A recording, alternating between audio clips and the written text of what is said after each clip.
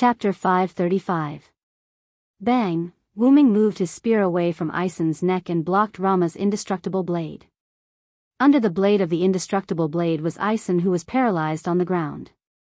However, Demetrius, who made a little movement, was stopped by Atlanta's arrows. "Calm down, Rama." Wuming tried to persuade Rama gently. "You want me to calm down? The guy who almost turned Sito into a demon god pillar is right in front of me.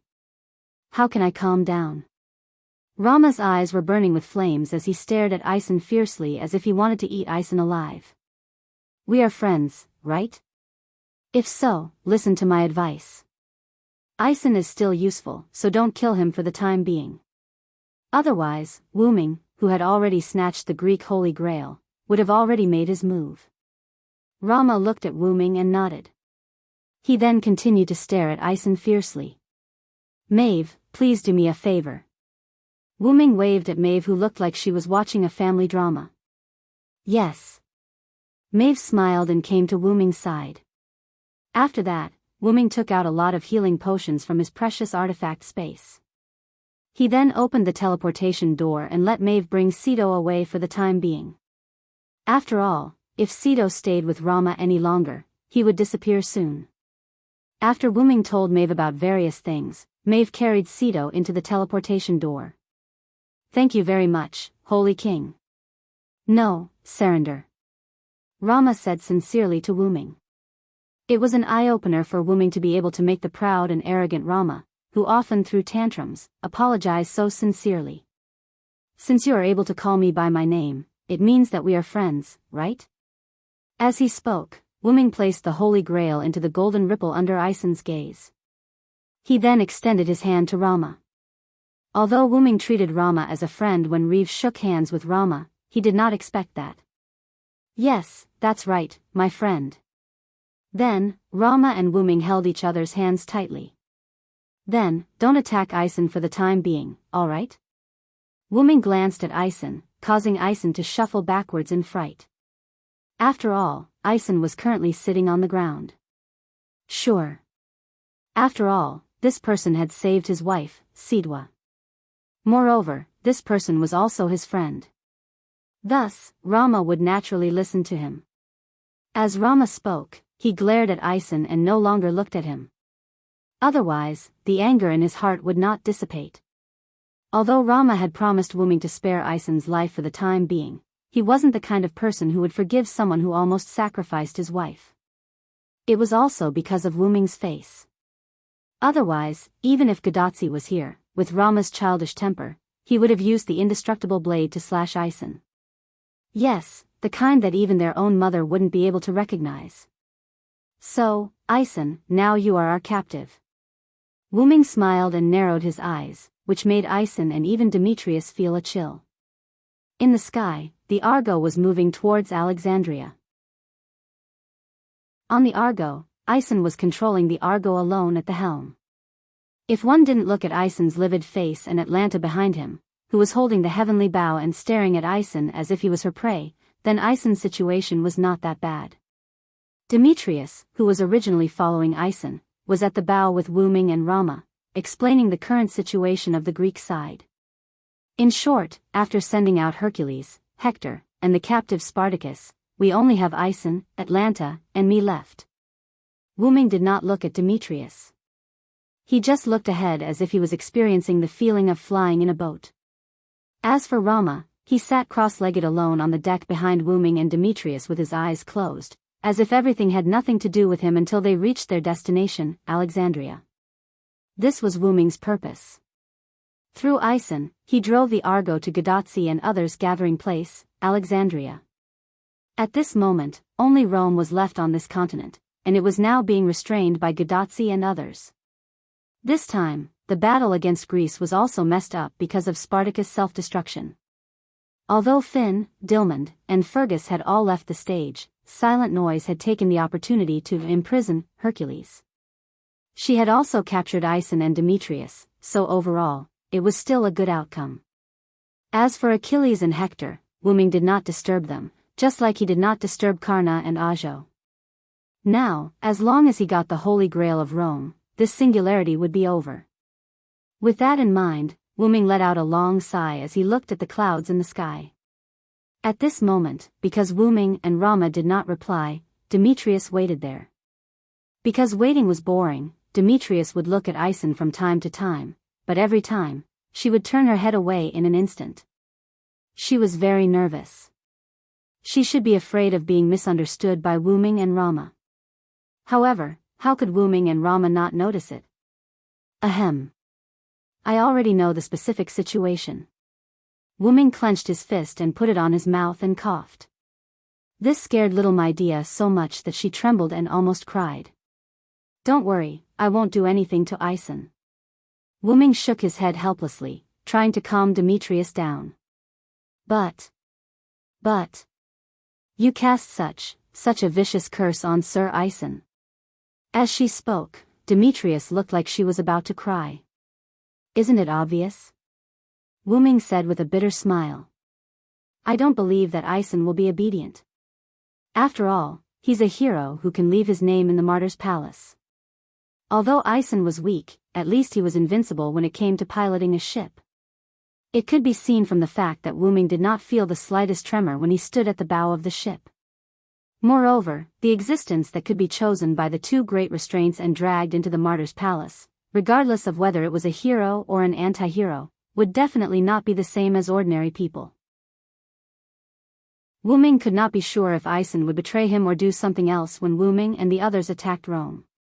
Therefore, Wuming planted a lot of complicated rune tactics in Ison's body. Then, he told Demetrius and Ison that as long as Wuming willed it, Ison would experience what it meant to be in a living hell. Because what he said was true, Ison and Demetrius believed him. Moreover, when Wuming planted those complicated rune tactics, Demetrius was beside him.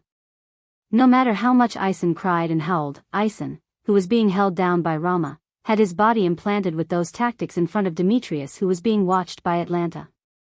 However, Wuming did not know anything about curses, nor did he study them. So, what he said was a complete lie. However, no matter who saw those extremely complicated and mysterious rune tactics, they would not doubt Wuming's words. In the eyes of others, it was an extremely vicious curse. As long as you are obedient, nothing will happen. Wuming looked at Demetrius with a smile. Demetrius could only nod helplessly. After all, they could not defeat Wuming and the others. Chapter 536. Since Rama used him as a laborer, Ison's sailing speed was still very fast. Wuming estimated that it would only take about 10 minutes to reach Alexandria. Demetrius, who had been staying beside Wuming, spoke hesitantly. What's wrong? Wuming looked at Demetrius and asked. Just tell me what you want to know. There's no need to beat around the bush. After that, Demetrius took a deep breath and asked the question. Excuse me, the purplish-black hole just now, was it a teleportation magic? Wuming was stunned for a moment before he realized what she meant. The purplish-black hole that Demetrius was referring to was undoubtedly the teleportation door that Wuming came to the Argo. That's a magic trick that I learned from the other world. It's called gate. Gate. Demetrius repeated the word as she pondered. The effect is that based on the place that I've been to or the place that I've seen, I can create a teleportation door anywhere. Wuming briefly explained how to use the gate. Anywhere. Demetrius was obviously shocked. Pay attention to the premise. It must be a place that I've been to or the place that I've seen. Wuming knocked Demetrius's little head. This scene was extremely similar to a teacher scolding a disobedient student. Whoa. But, even so, it's still very powerful. Demetrius exclaimed as she hugged her little head and cried. Then, are there any side effects or other disadvantages? Demetrius raised her little hand. At this moment, she was also super interested in magic. There are no side effects at all. Well, if there's a disadvantage, it's that it can't be instantly teleported. Wuming looked at Demetrius with a perfect smile. At this moment, Demetrius's little head was filled with question marks. After all, you have to open the teleportation door first and then walk in. If you use this trick in a direct battle, it would definitely be useless. Also, if you use this skill in battle, if you can't close it in time, the enemy can also go through the portal.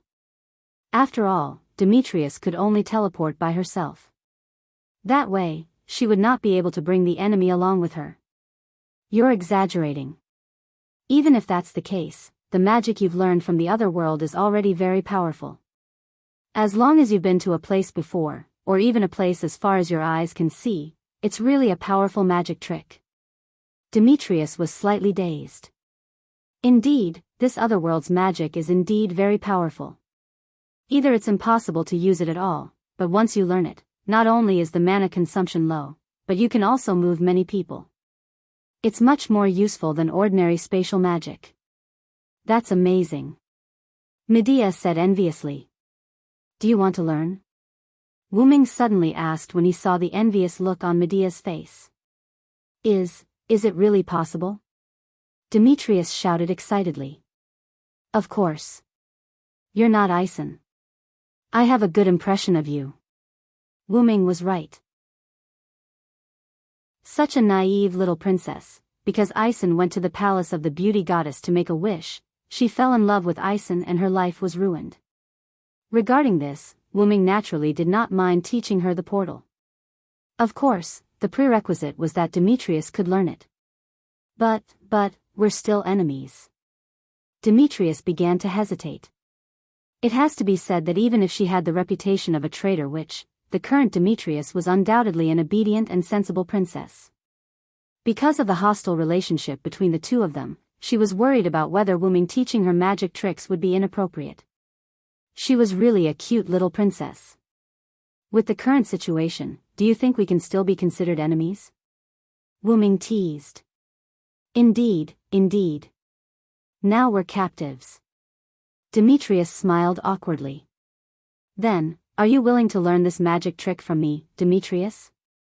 Wu-Ming looked at Demetrius with great respect. Yes, I'm willing, teacher. Demetrius gripped her staff tightly with a serious expression. At this moment, Ison seemed to have been removed from Demetrius's mind. Demetrius only wanted to learn the portal magic trick. Then let us begin. Immediately after, a strange scene appeared on the deck. Wu-Ming and Demetrius stood facing each other with their eyes closed. Wu-Ming's hand was placed on Demetrius's head. Both of them did not move at all. This piqued Rama's interest. My friend, what are you doing? However, Wu-Ming did not immediately answer Rama. After a moment, Wu-Ming opened his eyes and put down his hand on Demetrius's head. It's just a simple memory-sharing magic trick. After all, it's more efficient this way. Alright, actually it was Wu-Ming who did not know how to teach. Even he himself used the game scroll to learn the portal magic trick. However, it was not impossible to reverse the process. However, Wu-Ming had never thought of teaching anyone and no one had asked Wu-Ming. Therefore, Wu-Ming did not research on how to teach others the portal magic trick. After reading the nameless spellbook for a period of time, Wu-Ming did not look at it anymore. It was fine as long as they could use it. Moreover, Wu-Ming did not dare to guarantee that people from other worlds could learn the magic trick of the game Yggdrasil. Wu-Ming also chose to teach Demetrius this magic trick because she was a little girl who was passionate about magic. Without any ambiguity, Wu-Ming and Demetrius' relationship was only that of a teacher and a student. Rama did not say anything else. After all, he did not know much about magic and was not very interested in it. Therefore, he walked to the bow of the ship and looked at the scenery. As for Wu-Ming, he looked at Demetrius who still had her eyes closed. At that moment, Wu-Ming's heart was filled with anticipation. Could the magic trick of the game Yggdrasil be learned by the miraculous hero spirit of this world? Wu-Ming was very curious. After about 10 seconds, Demetrius opened her eyes. Her eyes were as beautiful as gemstones. His eyes were brimming with excitement and joy. The result was obvious. From the looks of it, you should have learned teleportation gate, right, Demetrius? Wu-Ming smiled at Demetrius, pleased. Yes, teacher. I have successfully learned this magic trick. Demetrius shouted excitedly like a small animal. Thank you very much, teacher. Demetrius bowed deeply to Wu Ming to express her gratitude. For Demetrius, who was very interested in magic, being able to learn the magic trick of another world was a great favor. Just as Wu Ming wanted to say something, Rama, who was at the bow of the ship, spoke. What? Chapter 537. My friend, come and see that. Romo said to Wu Ming while pointing in a certain direction. Wu Ming, who reacted, felt that he didn't need to look because the chilling magic power had been transmitted to him. But even so, Wu Ming continued to shift his gaze in the direction that Romo was pointing at. This place was a few kilometers north of Alexandria City. It could be said that they had not completely arrived at Alexandria City. At the location of Alexandria City, a behemoth appeared at this moment. A huge meat pillar that reached the sky, countless eyes that were constantly twisting, and a huge magic power that belonged to the demon god. Demon god pillar. Wu Ming narrowed his eyes. There was no doubt that it was the demon god pillar summoned by the Holy Grail of Rome. Could it be that Sharon and the others had forced Rome into a corner? Otherwise, why would the other party casually summon the demon god pillar? Or could it be that Rome's forces were already on the verge of collapse? If that was the case, it was not unimaginable that they would be forced to sacrifice the demon god pillar. Wu Ming pondered. But this has confirmed that Rome was indeed defeated by Greece. At this moment, the Argos suddenly stopped. Huh? Wu Ming turned to look at Ison, who was at the helm. However, at this moment, Ison was squatting on the ground with his head in his hands. Even when Atlanta pointed her bow at him, he did not get up. With a sudden jump, Wu Ming came to the helm. What's going on? This guy suddenly doesn't dare to go forward anymore. Atlanta stared at Ison with disgust. Ison, on the other hand, ignored Atlanta's angry glare, as if he would rather die with his corpse intact. Ison, it seems that you know what that is. Wu Ming looked at Ison with interest. Of course I know. That's the demon god pillar. If we go there, we'll just be throwing our lives away. Moreover, we won't even have a complete corpse. I don't want to go there. Ison's face was pale, but he still shouted loudly at Wu Ming. Indeed, although Wu Ming basically cut down the demon god pillars like vegetables, that was only because Wu Ming's authority was powerful. Basically, every time Wu Ming got rid of a demon god pillar, he would use his authority. After all, demon gods were still gods. The authority obtained from killing gods was especially effective against demon gods. However, even if the demon god pillar was frequently destroyed by Wu Ming, it was undeniable that the demon god pillar possessed the supreme power of a demon god. It could be said that ordinary servants or even first-class servants could not defeat a demon god pillar, and the same was true for some of the top servants. Of course, unless one had a special relic or skill, only those who had reached Karna's level would be able to fight against the demon god pillars. As for the servants who were currently in Alexandria, even if Sharon was there was nothing they could do. Wu Ming suddenly thought of someone. If it's that vampire, he might have the power to defeat the demon god pillar. Although Pamelia was a monster and classified as an anti-hero, it was undeniable that the vampire had her own principles and restrictions. If there was a word to describe it, it would be aristocrat. If there was a word to add, it would be mysterious. After all, there was no record of such a vampire from anywhere. However, it was precisely because of this that Wu Ming felt that the other party had the means to deal with the demon god pillar. One must know that keeping up mysterious might not work in other worlds, but in the X-Moon world, it was a universal pass. In short, Wu Ming felt that the other party had that kind of ability. However, even if that was the case, Wu Ming could not choose not to take action. In that case, you stay here alone, we will go there ourselves. Without forcing Ison, Wu Ming took Atlanta away and went to meet with Romo. Before leaving, Atlanta once again stared at Ison fiercely, which scared Ison again. Without caring about Ison, Wu Ming found Demetrius. Since Ison is not willing to go, then Demetrius, you will send us there. Wu Ming said with a smile. Hey. Hey. Me? Demetrius was a little panicked. After all, at the moment, her spirit base was still that of an innocent little girl. Such a solemn task could be said to be quite difficult for her. Didn't you learn the magic I taught you? Now is the time to test you, Demetrius. Open the place where your eyes can reach. Wu Ming pointed to the direction of the demon god pillar. When Wu Ming said that, Demetrius was stunned. That's right, this is the time to test my results. Immediately afterward, under Wu Ming's encouraging eyes, Demetrius nodded heavily. Yes. I will work hard, teacher. Immediately afterward, Demetrius closed her eyes and began to activate the teleportation gate magic, or rather, magic. Wu Ming directly shared his memories and feelings of using the teleportation gate with Demetrius. Since Demetrius had confidently said that she had learned it, then she must have learned it. Wu Ming did not think that as a famous magician of the gods, Demetrius would deliberately deceive him because she could not learn such magic. As a result, as expected. Gate. Demetrius opened her eyes, raised her magic wand and shouted. Immediately afterward, a pinkish-purple ripple as tall as a person appeared in front of Wu Ming and the other two. Atlanta and Romo looked at the pinkish-purple ripple with an indescribable expression. This made Demetrius blush instantly. Why? The pinkish-purple ripple filled the heart of a young girl. Hey!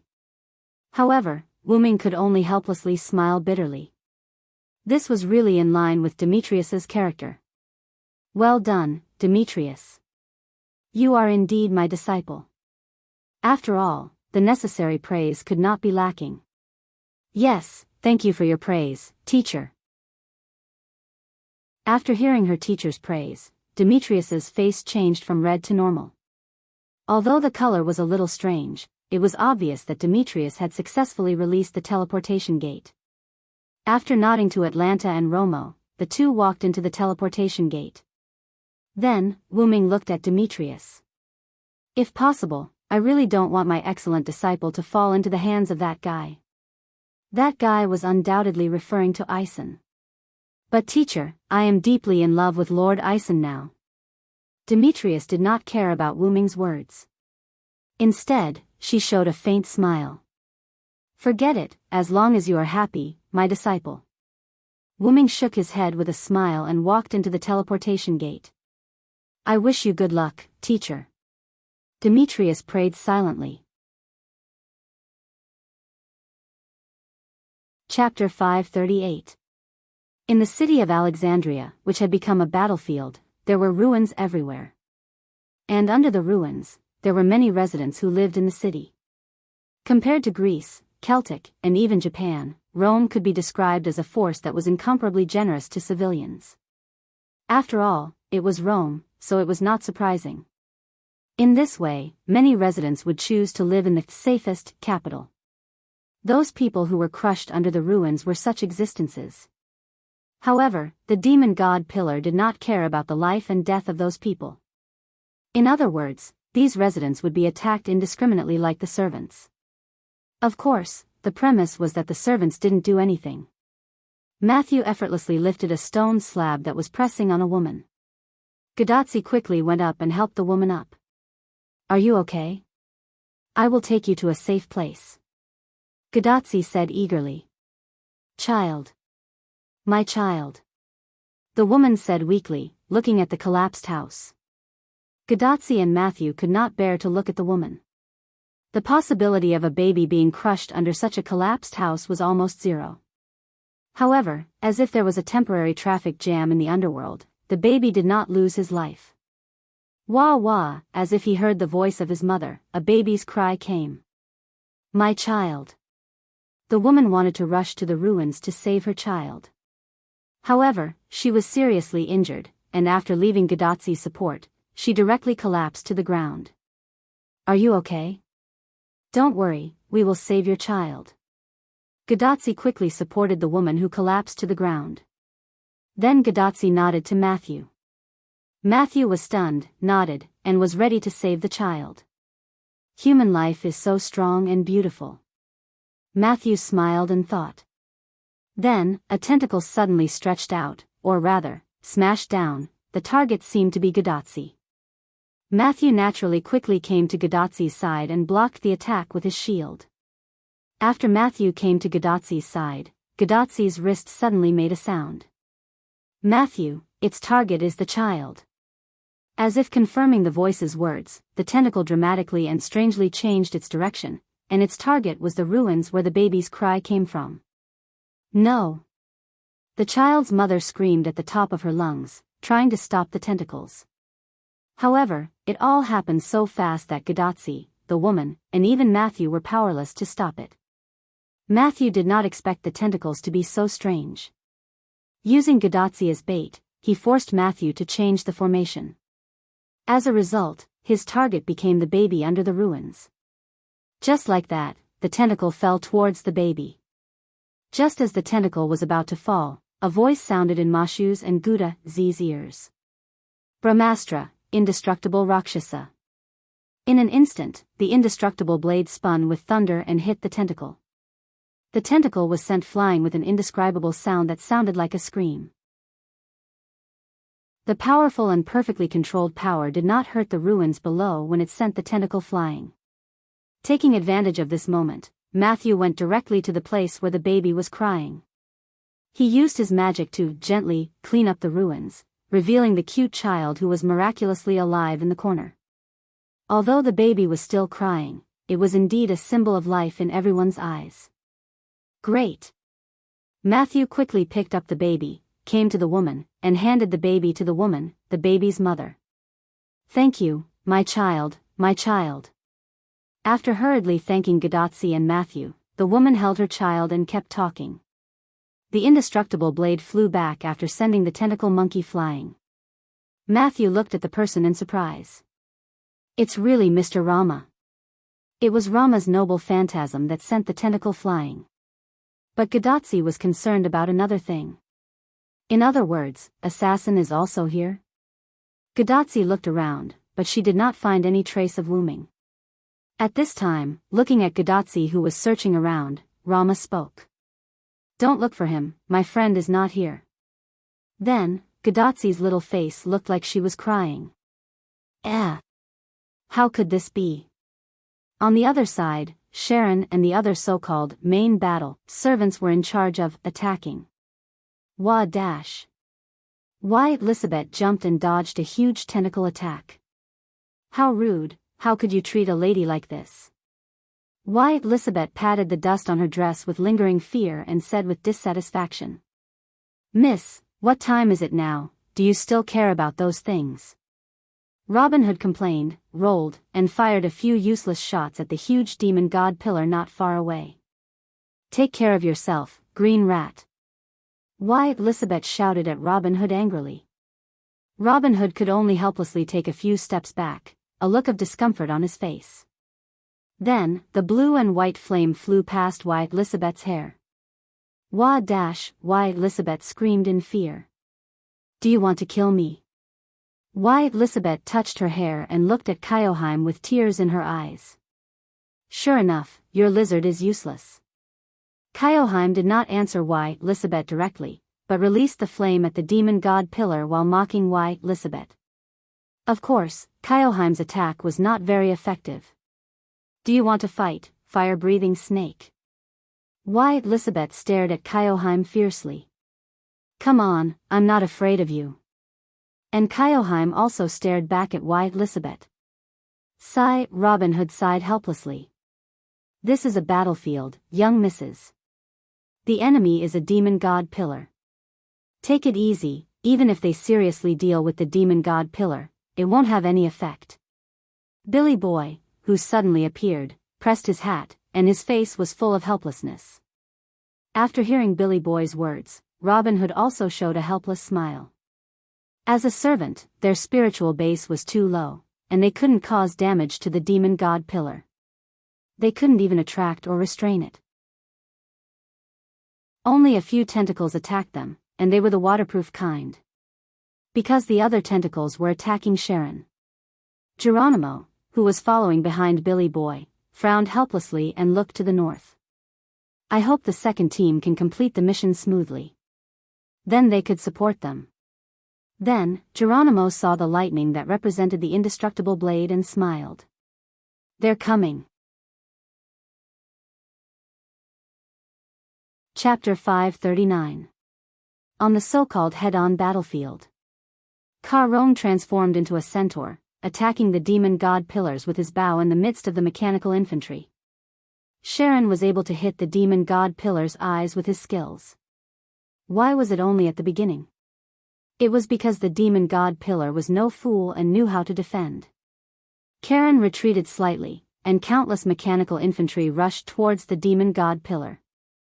However, the demon god pillar only needed to use a few dozen tentacles to directly blow up the mechanical infantry that were attacking it. This is a disaster. Edison roared as he hugged the lion's head behind the countless mechanical infantry soldiers. So noisy. Be quiet. But at Madame Blavatsky's snarl, Edison obediently held his tongue. If this continues, we will be wiped out. Sharon frowned and came to the two to see if they could come up with a plan. The three looked at Nightingale, who was charging with the mechanical soldiers but was constantly being pushed back. They felt helpless and relieved. If not for Nightingale's stubborn personality, she would not have attracted the demon god pillar. After all, it was a berserker. However, if this continues, something will happen to Miss Nightingale.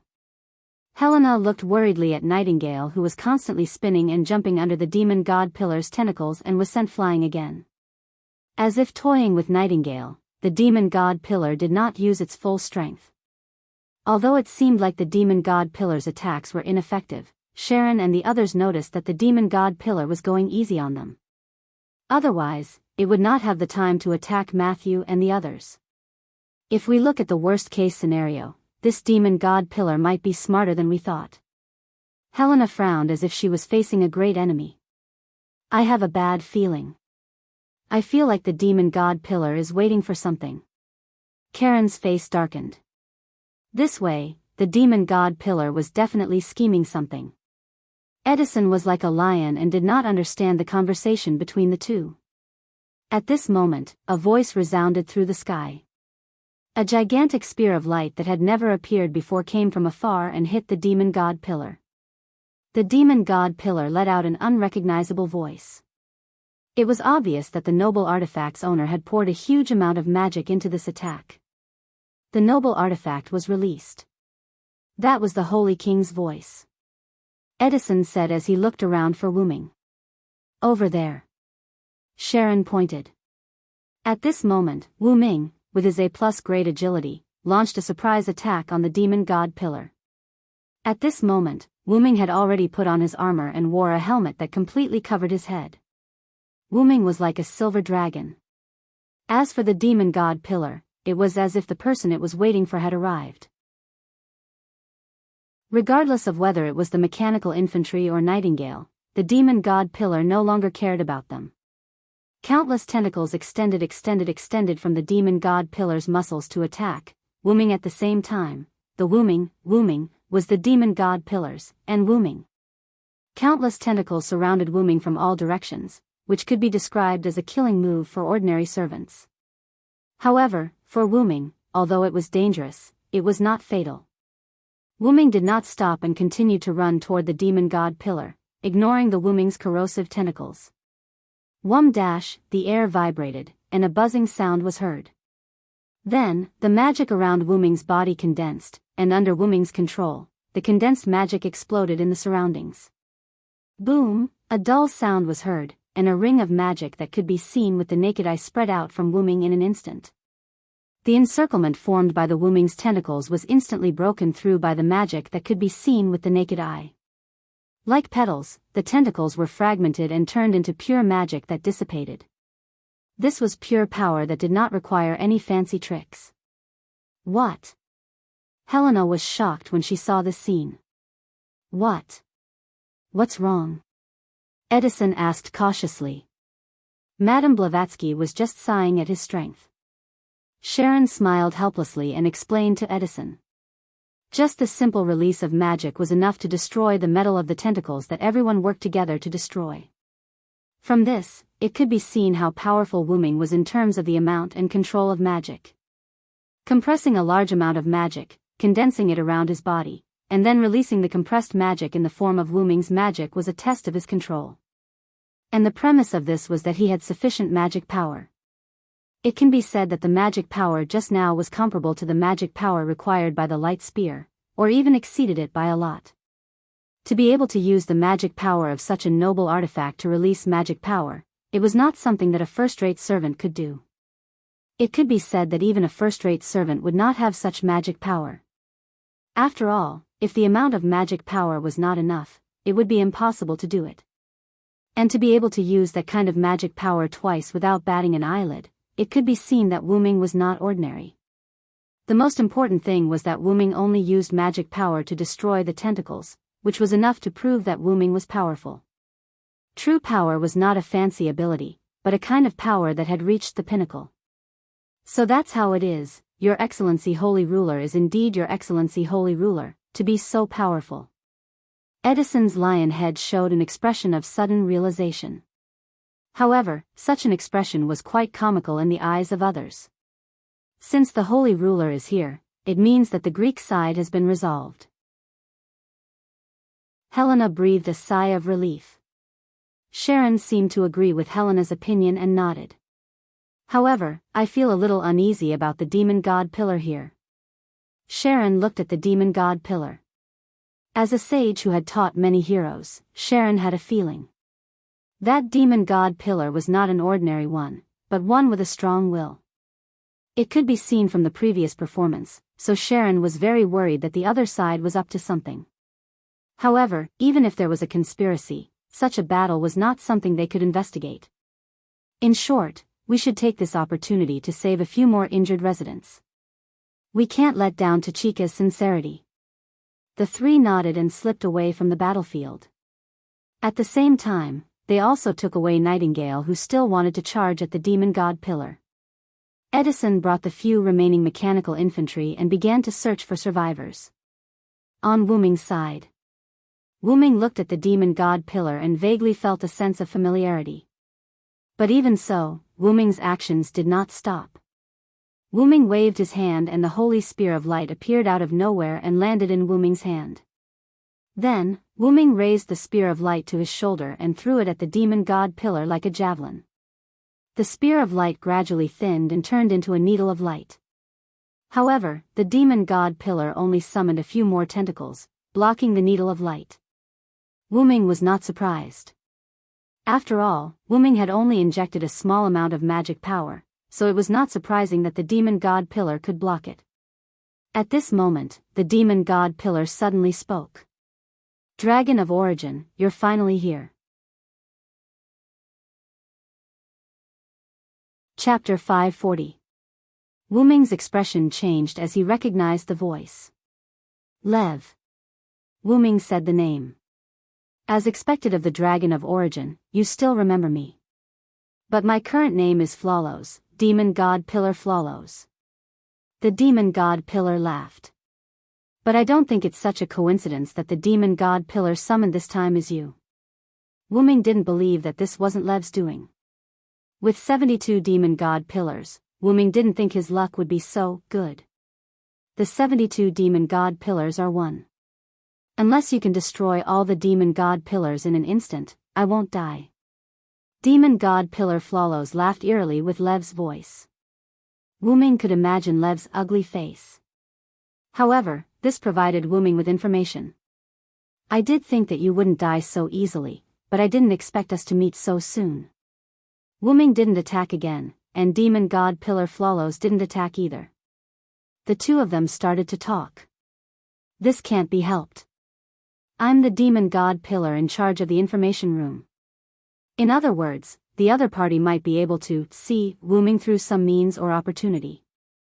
As soon as you came to this singularity, I was already paying attention to you through the Holy Grail, Sarand. As if victory was already in his hands, Demon God Pillar Flawless said slowly. Wu Ming couldn't wait for someone to tell him the current situation, so he didn't disturb him and calmly listened to the Demon God Pillar. Oh, then what about that guy? Didn't he come personally? The chaos here is a gift he prepared for me. I don't want to steal the limelight. Wu Ming mocked the Magic King. Why would our king care about an immature dragon of origin? To tell you the truth, even if the master of Chaldea conquered all 7 singularities with your help, it wouldn't affect our king at all. In other words, the other party had the confidence to win, or had the strength to not be disturbed. Wu Ming pondered. This is also the reason why our great king let you go in London's underground cavern. He. Demon god Pillar Flawless let out a terrifying laugh. Wu Ming frowned but didn't refute him. Wu Ming clearly knew that he was indeed very weak. When facing a powerful enemy like the Magic King who was strengthened by the Black Origin soil, Wu Ming only had 2 things that could compare. The 12 incarnations who killed God, stole the god's authority, and combined with his own abilities and origin baptism. Also the Blade of Salvation Divine Blade Savior's authority. The Blade of Salvation was also the Divine Blade Messier's power. Although many of Wu Ming's abilities had been baptized by origin, there was no doubt that an ability or item with a high starting point would have a high achievement after being baptized by origin. Just like the 12 incarnations and Blade of Salvation. Other than that, whether it was the Loon magic that Wu Ming had learned, the World Tree's magic from the alternate world, or the various powerful items that he had obtained, or even the relics that had been turned into Wu Ming's own, they were all rather useless. That was because when facing an enemy like the Magic King, these abilities and relics were useless. Moreover, Flawless also said that Wu Ming was an immature root dragon. Although in the eyes of many, Wu Ming was already very powerful, Wu Ming himself knew that he was actually very weak. After staying in the root dragon for a long time, Wu Ming gradually realized that a mature root dragon could be said to be the ruler of all the worlds, the protector of all the worlds. If he had to use a word to describe it, it would be the suppression of all the worlds. In other words, it was the heavenly axiom. It could be said that it was precisely because Wu Ming knew that he would eventually become such an existence that Wu Ming began to face the love that Maeve and the others had for him. After all, if Wu Ming kept delaying until then, perhaps Wu Ming's heart would really have turned into the merciless heavenly Tao. Take the planet's consciousness, Gaia, and the human consciousness, Alea, as an example. As long as it did not threaten Earth and the human race as a whole, they would not care. Moreover, if it was only a threat to one side, the other side would basically not care. For example, in the crisis of the M-Moon world, the Magic King's means had threatened Alea, so Alea naturally had to do her best to save it. The Holy Grail's ability to summon servants on its own was the self-defense mechanism that Alea had activated. However, because the Gaia and Alea of this world had a slightly special relationship, the two of them could be considered to be in love, probably, cough cough. In short, if Wu Ming had reached adulthood, then there was no doubt that he would be able to defeat the Magic King effortlessly. But now, the Magic King who had the origin black mud, was not afraid of Wu Ming who was an immature origin dragon. After all, if hope was killed in the cradle, then this so-called hope would be nothing. Then, what is the meaning of your current actions? Is it purely for the sake of waiting for me to pass the time? Wu Ming was naturally referring to the matter of pretending to be led by the nose by Sharon and the others. Not only that, Wu Ming, who had fully activated his mental power, saw why Elizabeth and the others' futility, and also saw that Flawless was deliberately targeting Gadotsi and Matthew. Wu Ming sensed that one of the tentacles of the demon god Pillar was absent-minded, and his intuition told him that Gadotsi and Matthew who were searching for survivors were in danger. Wu Ming trusted his intuition the most. As the origin dragon, all the worlds would subconsciously help Wu Ming, and this so-called intuition was also the help of similar worlds. Otherwise, why would Romo meet Gadotsi so coincidentally and repel the tentacle that wanted to kill the child Matthew was about to rescue? It was because Romo was asked by Wu Ming to meet Gadotsi and the others. Just treat it as my selfishness. My selfishness towards Matthew. Flawless, or rather Lev, was silent for a few seconds before answering Wu Ming. Oh, the demon god Pillar has selfishness? That's really surprising. You don't have to deliberately mock me. No matter what, I have spent a lot of time in Chaldea. After saying that, Flawless stopped talking about this and turned to the root of this matter. Then, let's start the ravaging. Treat it as the price for the ravaging you did to me. As he said that, the countless eyes on the demon god pillar lit up with red light, and countless black and purple mist emitted from the demon god pillar. The ravaging began. Chapter 541. Needless to say, the demon god pillar Flawless this time was different from the one Wu Ming encountered in the Winterwood City. Not only was the shape and color more vigorous, but the attack power of the demon god pillar had also increased a lot. Because Flawless' target was Wu Ming, it did not disperse its attack. Instead, it deliberately gathered together to attack Wu Ming. Wu Ming naturally did not die in the first wave of attack, but he was slightly injured. Looking at the ground around the demon god pillar that was destroyed by the demon god mist and heat ray, Wu Ming's sense of danger towards Flawless increased by another level. The power of the heat ray emitted by the demon god pillar's eyes increased a lot. Anyway, it gave Wu Ming a sense of crisis. Although it was a little exaggerated, Wu Ming did rely on his skills and speed to avoid the heat ray. However, because it brushed past him several times, Wu Ming felt the intensity of the heat ray. Not only that, the dark purple demon mist was also a lot stronger. It could be said that if it were Elizabeth and the other servants, they would not be able to last more than 5 seconds in the demon mist. As for Sharon, who was restrained by poison, the demon mist with the poison attribute could even send Sharon back to the martyr's palace when it came in contact with him. Wu Ming had the noble armor, so his body was not hurt. However, the demon mist had the ability to ignore defense and corrode the spiritual base. A part of Wu Ming's spiritual base was directly corroded. As a result, Wu Ming repeatedly used his magic to release skills and rushed out of the area covered by the demon mist. The demon god pillar Flawless seemed to be deliberately playing with Wu Ming. After the first wave, it retracted the demon mist and did not attack again. How is it, Cylinder? This is the power that our king has bestowed upon us. The demon god pillar's eyes spun faster, and the demon mist was vaguely released again.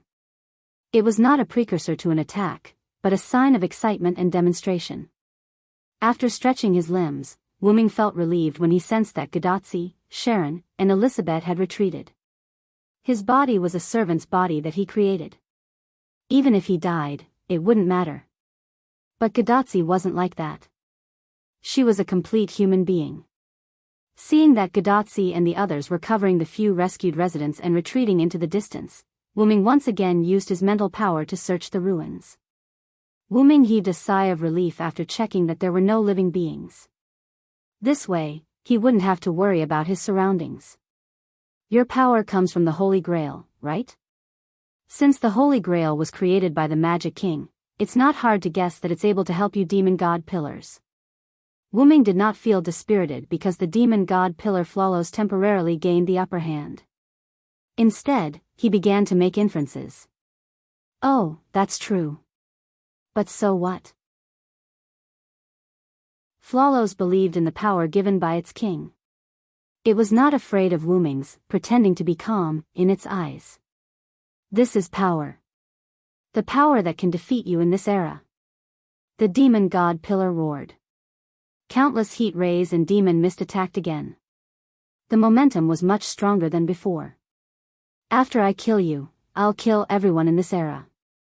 Who cares about being the last master of mankind? I'll let Chaldea and the others meet their doom in despair. At that moment, Flawless was a little excited. However, this had nothing to do with Wu Ming. He continued to dodge. Wu Ming retreated 1,000 meters away. Indeed, this body doesn't have the ability to deal with you for the time being. Even if it was the legend of the Holy King, mythical Yggdrasil, its greatest power without charging could only injure the demon god pillar that had obtained the power of the Magic King. If he wanted to kill it, he would need to charge up for a long time. Of course, Flawless would not give Wu Ming the chance. That was why Wu Ming did not have the ability to deal with Flawless for the time being. But unfortunately, I've just become good friends with Rama. Wu Ming smiled at Flawless. However, this smile made Flawless feel uneasy. Although Flawless was not afraid of Wu Ming, he did not think that Wu Ming was bluffing. What if he really had a way to deal with him? With this thought, Flawless increased the amount of magic output. In an instant, the countless eyes on the demon god pillar began to bleed. The amount of magic output exceeded the demon god pillar's tolerance and hurt itself instead. However, the result was a dark ball of light that was comparable to the power of dozens of holy swords appearing in front of the demon god pillar. Wu Ming could feel that if the dark ball of light exploded or formed into a light cannon, the power would definitely be able to blow up a huge hole in the American continent. It could even be said that it would not be difficult to create a new lake. It could be said that if Wu Ming did not activate his noble artifact, Arthur's gift, he would have been forced to leave the stage after being injured by this attack. As Flawless, who had been observing Wu Ming ever since he came to this singularity, he naturally knew that Wu Ming had such a noble phantasm. However, he knew that Wu Ming's noble phantasm was not like the legendary Avalon that could form an invincible domain. Wu Ming's noble phantasm was only an invincible shield.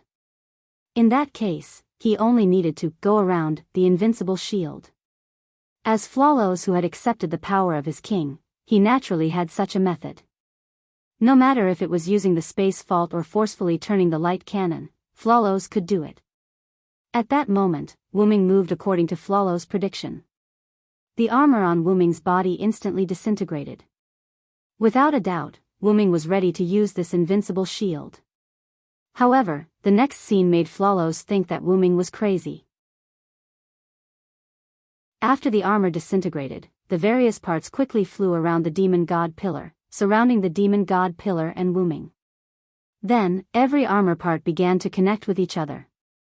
A seemingly transparent but incomparable light film appeared, wrapping Wu Ming and the demon god pillar Flawless, leaving only the sky. After all, the height of the demon god pillar could be said to be so high that one could not see the end. To be more specific, at that moment, an incomparable square barrier with no top covered each of them. It was the kind of invincible light barrier that would not affect the outside world because the aftermath would reach the sky. If the power was really strong, it could directly break through the atmosphere. There was only one word to describe it, and that was Trapped Beast Deathmatch. I see. Looks like you want to die together with me, Flawless said mockingly. In such a confined space, no matter if Flawless's dark light ball exploded or acted as a light cannon, the end result would be him being injured or even killed. Even with the top as a vent, no, it should be because of this vent that the aftermath of the damage would spread to the demon god pillar that reached the sky. Wu Ming smiled. Then I'm sorry. You think too much. Then, Wu Ming waved one hand and a few weapons appeared behind Wu Ming. I just don't want my attack to hurt Tachika. Chapter 542. At that moment, Wu Ming looked like Gilgamesh who was using the gate of Babylon. However, the only difference was that the 5 armies were not lined up side by side behind Wu Ming. Dozens of glowing weapons floated around Wu Ming like stars surrounding the moon, wrapping around Wu Ming. There were many types of weapons, such as discs, javelins, long sticks, short sticks, trident spears, giant swords, whiplocks, giant hammers, bows and arrows, and so on. Wu Ming waved his hands, and the weapons around him seemed to be pulled as they rotated slowly. Flawless, on the other hand, began to guard against Wu Ming's meaningless attack. What do you mean? Demon God Pillar Flawless's voice sounded a little frightened. Although it was not afraid of Wu Ming's tricks, it had no choice as the sun's incarnation had scared it.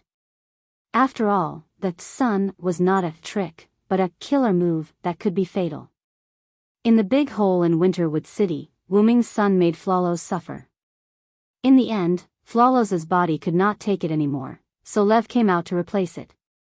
In the end, Lev was also tortured by Wu Ming's flame until he fainted. After all, Wu Ming's sun incarnation was an inextinguishable flame. Almost nothing could extinguish the sun incarnation that Wu Ming used. You're just bluffing. Don't try to scare me. Flawless roared. Its eyes bulged slightly, and the dark light ball in front of it doubled in size. Although that was what it said, to make Flawless so angry, it was obvious that it had been suppressed. Wu Ming could see through its trick of using anger to cover up its fear. To put it simply, Flawless was actually deceiving itself. Indeed, this body does not have the ability to deal with you, but don't forget about the Holy Grail. As he said that, Wu-Ming took out the Holy Grail that he had obtained in Denver from his precious artifact space. Difficult. Flawless recalled the fear of being dominated by the sun. Through the connection between the demon god pillars and his own intelligence, ability, Flawless naturally knew how demon god Shutting, who had fused with the demon god pillar, died. The sun. With the blessing of the sun god given by Wu-Ming through Tamamonome and the Holy Grail as a medium, Wu-Ming successfully summoned the sun incarnation. As if expelling all darkness, the incomparably dazzling sunlight illuminated the earth, and the world fell into white. This was the last scene that Flawless saw through demon god Shutting's perspective. Then, it was like a broken string, and nothing else could be seen. Flawless was very sure that it was the sun that had once ravaged him, but fortunately, it seemed that this move could only be used once. The blessing of the sun god had been completely used up. Since then, I have been paying attention to you. You didn't receive the blessing of the sun god at all. Flawless roared. The funny thing was that he could have released his sure-kill dark light ball directly. While Wu-Ming was still talking to Flawless, he could have killed Wu-Ming. However, Flawless was already terrified. Looking weak on the outside was not scary, but the pain in his heart was fatal. I'm not going to use that move. Just as you said, I don't have the blessing of the sun god as a medium anymore. Wu-Ming smiled and shook his head. However, Wu-Ming's smile was incomparably terrifying in Flawless' eyes. With a roar, the dark light ball in front of the demon god pillar exploded instantly, forming a huge dark light beam that swept towards Wu-Ming. However, facing Flawless' light beam, Wu-Ming was not nervous at all. Didn't you say that I was scaring you? Then, whether I'm scaring you or not, it's up to you to try it yourself, Flawless. As he spoke, the weapons that were emitting golden light around Wu-Ming instantly gathered together and integrated into the Holy Grail that Wu-Ming was holding. Swoosh, dong. The huge light beam instantly covered Wu-Ming, but the light beam did not stop. Instead, it exploded towards the back and instantly hit the defensive light wall formed by Wu-Ming's noble artifact. There was a huge collision sound. At this moment, a light beam that was extremely small compared to the light beam shot out from the demon god pillar and soared into the sky. Then, the light beam slashed from top to bottom, quickly and fiercely, and Flawless' light beam was split apart. After the light beam disappeared, Wu-Ming's figure appeared. Not only was he unscathed, but the Holy Grail in his hand was also gone. Instead, there was a holy sword that was similar to the Sword of Victory, but more elegant and powerful. What? Flawless was horrified. It could not accept and was not willing to accept this result. That's the power of our king. How could you dissolve it so easily? Flawless could no longer calm down. That sword, where did it come from? As if all eyes were about to pop out, countless eyes looked at the holy sword in Wu-Ming's hand. I don't need to say anything more to you, Flawless. As he spoke, Wu-Ming raised the holy sword in his hand and injected magical power into it. The holy sword erupted with holy thunder and unprecedented light. It was an ultimate power that seemed to be able to split a star. Even the invincible light film formed by the armor could not completely block such power because it was not a damage. Just like that, the power that could split a star seeped outside. In an instant, the ground of the singularity let out a sorrowful cry and the sky was shrouded by dark clouds. Gadotsi, who felt uneasy, did not want to leave no matter what. She insisted on waiting not far away. She was waiting for the disaster to end, or waiting for the disaster to come. Inside the invincible light film formed by the armor. Damn the dragon of origin. Flawless seemed to have known his ending. He was not willing to accept his end and launched an attack. Compared to the beginning, the number and quality of tentacles were one step higher. The heat ray that was comparable to the holy sword and the demon mist that was so dark that it made people tremble were all attacking Wu-Ming. The price that Floros paid for releasing these super powerful attacks was that the entire body of the demon god pillar had shrunk by at least 3 times. At that moment, the demon god pillar was like a bamboo pole that was about to die. However, Wuming did not care about it at all. Before these attacks arrived, Wuming only slashed in the direction of Floros. In an instant, the power that could split a star turned into a light beam that was even bigger than the one released by the demon god pillar. Looking at this power that could definitely destroy Gaia, Floros finally understood why Wuming used the invincible defense to trap them one by one. It was not that he wanted to use the power of the demon god pillar to perish together, but Wuming was afraid of hurting this land, this singularity. Floros had no doubt that Wuming's move could directly break this singularity. Then, Floros did not know what happened.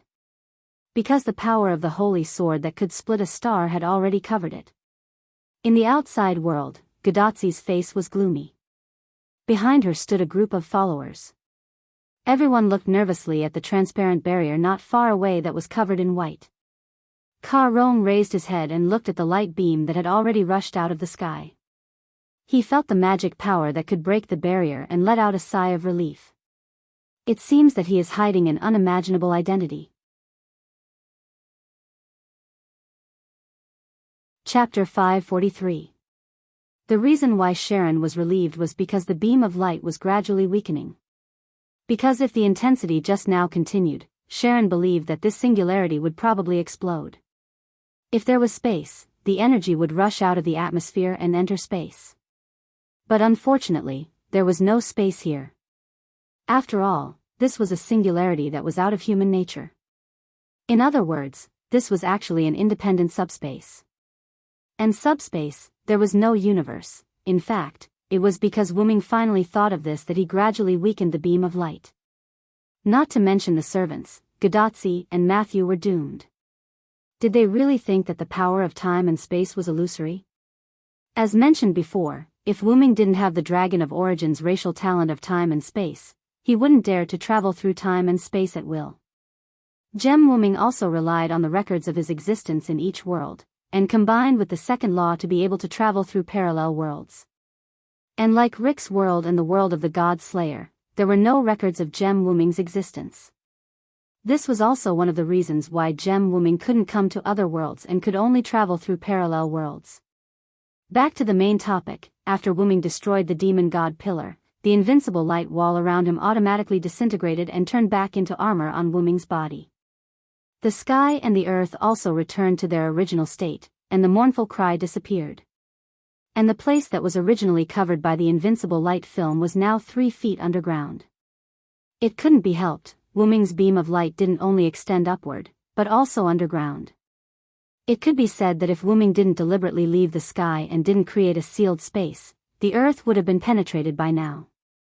Of course, the result of this singularity was the destruction of the singularity. He didn't care about the hole in the earth that he created. After all, the singularity would automatically repair the place that was different from the original work. Regarding the singularity's automatic repair of everything that happened in the singularity, Wuming actually knew about that drawback. Those who were killed by servants would not be resurrected after the singularity was restored. Instead, after the singularity was restored, the world would modify them to be killed by bandits. After all, a person's life and death wasn't something that a mere world could casually interfere with. Or rather, in the eyes of the world, those who were killed were already dead. The only thing that was fixed was the process of being killed. The result wouldn't change. Wuming guessed that Gadatsi and the others still didn't know about this. Wuming didn't think that Roman would be so heartless to tell them this fact. It was a sad story. Immediately after, Wuming discovered Gadatsi and the others not far away. Wuming flew towards Gadatsi and the others. Assassin. Gadatsi rushed into Wuming's arms and hugged Wuming's neck with tears in her eyes. Wuming was so scared that he could only let go of the holy sword in his hand and let it float beside Wuming, while Wuming's hands hugged Gadatsi. Wuming gently patted the little girl's back. He was a little confused for a moment. What's going on? At this time, Karen stood up. Master, she has been worried about you. and she doesn't want to leave. Karen laughed helplessly. In fact, when Gadotsi wanted to stay in the beginning, Sharon was opposed to it. After all, even if all their servants died here, they couldn't let Gadotsi get hurt. Just as Karen was about to take Gadotsi away, Matthew took the lead and stood up. I believe in Senpai, and I also believe in Senpai. Karen was stunned by that pair of noble and flawless eyes. Then, more servants voted, and the result was that they basically stood on Gadotsi's side. I don't think my friend will lose. I've even lent him all my weapons. It was not easy for me to defeat Hector again. I did not come here to escape. The Apache gods will protect him.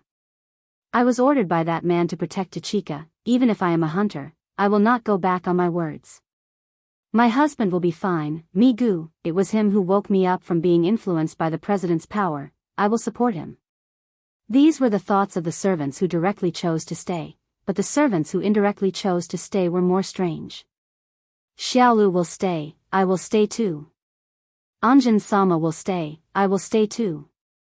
Edison Sama is also enlightened, in that case, I will stay too. Demon God Pillar is a virus. It needs to be eliminated. Ah, so troublesome, I have to stay too. Well, I will accompany the ladies. Of course, there were a lot of strange reasons, but it could be said that except for Karen, all the servants directly or indirectly chose to stay with Gadotsi. But what could Karen do? He could not beat up these servants who protected Gadotsi and take away Gadotsi, so he could only stay together. Although he did not believe in wooming, but as the wise one in the team, he always had to consider the safety of the general. In that case, let's wait here together. In the end, Karen also cast his almost useless vote. Thinking of the vote just now, Karen felt powerless. In short, Senpai is very worried about Senpai. Matthew looked at Gadotsi in Wooming's arms. At this moment, she felt that her Senpai was an ordinary little girl. Wooming could only smile helplessly. Then Wooming patted Gadotsi's little head. Have you forgotten that I'm not dead? Even if this spirit base is gone, my body is still intact. However, Gadotsi raised her head from Wooming's arms and looked at Wooming with tears in her eyes. But I am just worried about you. This scene made Kyoheim and Tamamonome show signs of anger, but they were held down by Elizabeth, Helena, and others. You little girl, Wooming didn't know what to say, and could only pinch Gadotsi's little nose. Just like the weather in June, Gadotsi's tearful face instantly turned into a smiling face. Holding Gadotsi like this, Wooming began to ask about business. By the way, how far did you push Rome's forces? How did they summon the demon god pillar directly? Let me answer this question. At this time, a weak voice came. It was no doubt Roman. Roman? Has Chaldea replied already? That's fast. Wooming complained. How can it not be fast? Da Vinci is exhausted. At this time, Olga Marie's figure was suddenly projected on the side.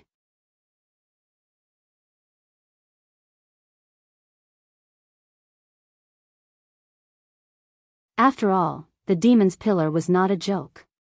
If it appeared now, the servants would not be able to stop it. Olga Marie was not here, but Gadotsi was in danger. Just when everyone was ready to retreat, the demon's pillar suddenly appeared in the city and began to destroy the people and things around it. And for some reason, the demon's pillar was like a joke, passively led by everyone. But this was also good. In this way, Gadotsi and others could go and search for survivors.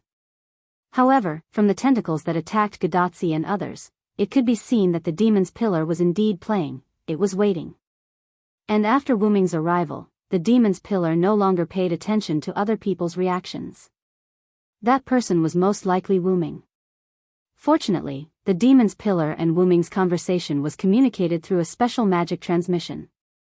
After all, if the demon's pillar really spoke by itself, with its size, the sound was enough to be heard by all the servants here.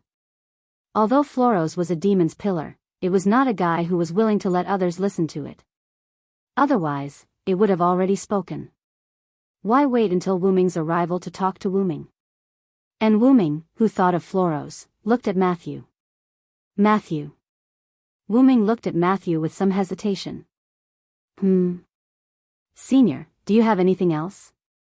Matthew looked at Wu Ming. Although it was Wu Ming who spoke first, Wu Ming was silent. Shaking his head, Wu Ming decided to speak. Floros, or Lev is a little obsessed with you. Wu Ming's words not only made Matthew stunned, but even the surrounding servants and Gadotsi were puzzled. Wu Ming used his mental power to see Floros' behavior that could be said to be targeting Matthew, coupled with the other party's anger towards Chaldea, and Matthew's identity as a test tube baby. Wu Ming could almost guess something. Although no one mentioned Matthew's identity as a test tube baby, Wu Ming's eyesight could still see that Matthew was a little different. Nothing, I'm just guessing, don't mind it. Wu Ming immediately laughed and shook his head. This caused everyone to be confused. But Matthew was thinking about something. It seemed that she had some feelings in her heart. In order to avoid an awkward silence, Achilles spoke. To be able to get rid of that special demon god pillar, you really are the one who forced me to a dead end, Sodric. Achilles laughed like a bandit and put his arm around Wu Ming's shoulder. Just now when Wu Ming and the demon god pillar Floros were fighting, Achilles, who defeated Hector, drove his chariot over. However, looking at the injury on his heel, history had probably repeated itself, and Hector had broken his immortality. However, Hector once again repeated history and left the arena after a one-on-one fight with Achilles. Oh no. After being reminded by Achilles, Wu Ming suddenly thought of something. What's wrong? Gadotsi looked at Wu Ming. At this time, Roman's weak voice came. That. Your holy grail hasn't been recovered yet. Everyone was silent. It seemed to be true, because everyone ignored this matter because of the interaction between Wu Ming and Gadotsi, and Wu Ming just happened to see Gadotsi when he was putting away the armor, and flew down before he had time to recover it. Ahem. I'll go retrieve it now. Wu Ming smiled awkwardly and prepared to fly over. But unfortunately, the place where the demon god pillar was previously located, which was the current huge pit, suddenly erupted with a pillar of magic energy that soared to the sky. Ugh. Wu Ming covered his head with a headache. This was great, this was bad.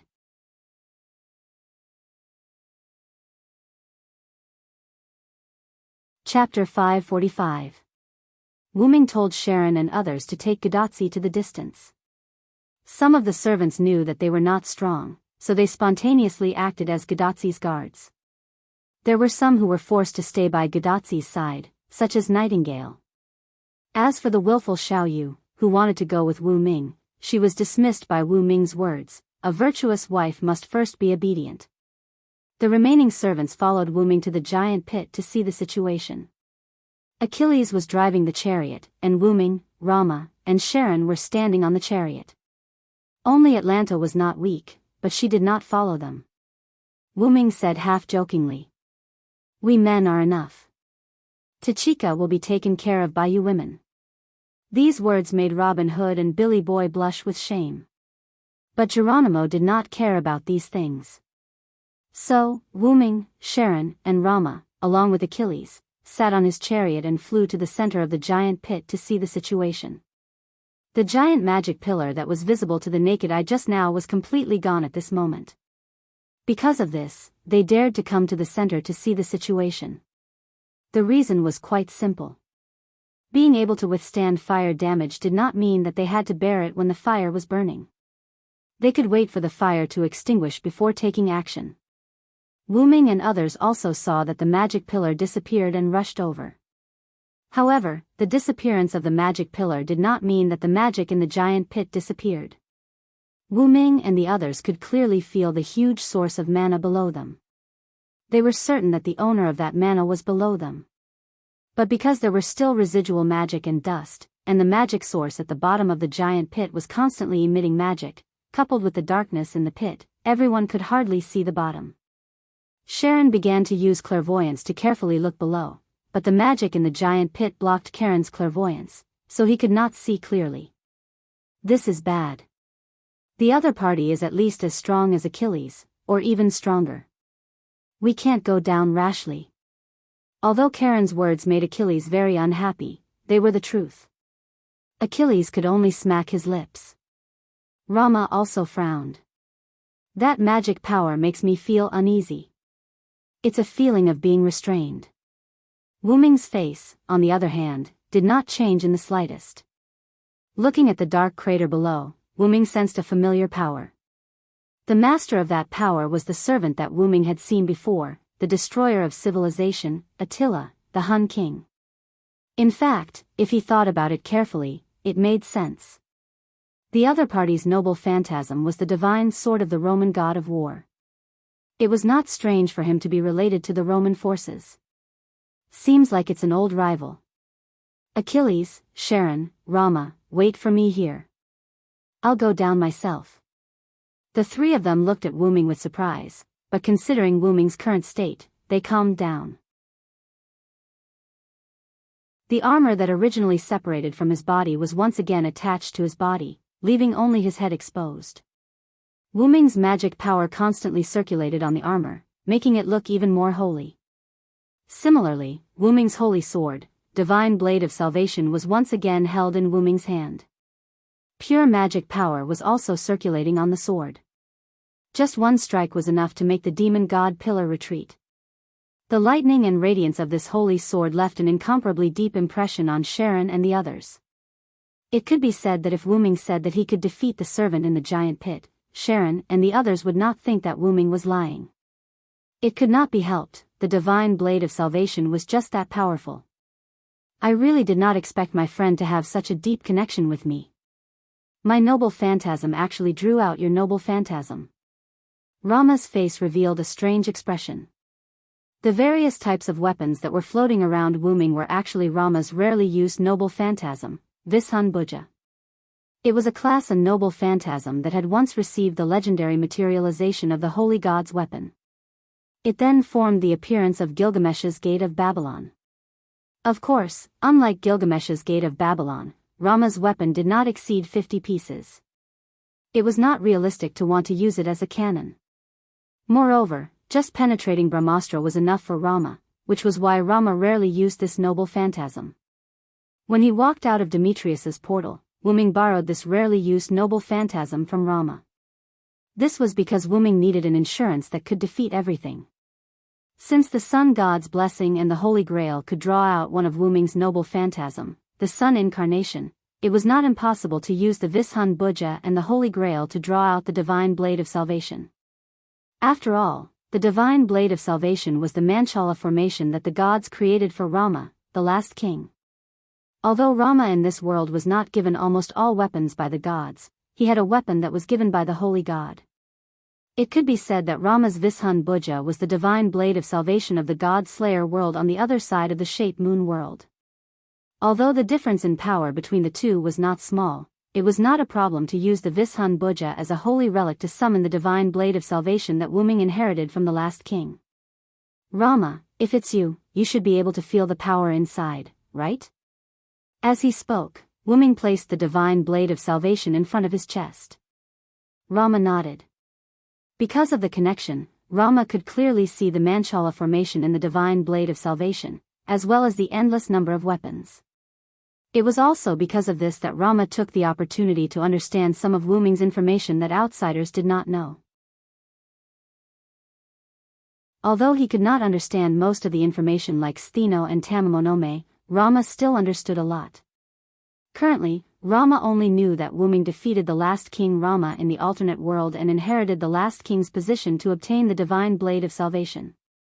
Although Rama's expression was a little strange after knowing that he was in the alternate world and not a parallel world, after all, his alternate world self was indeed a little strange. If that's the case, then I won't say anything more.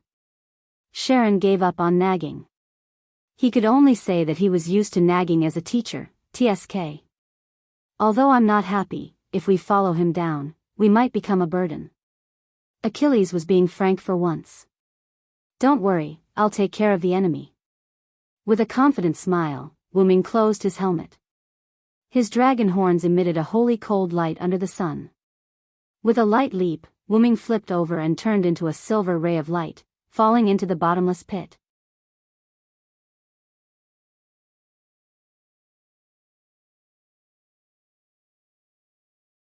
This is probably Attila's memories from when she was a Hun.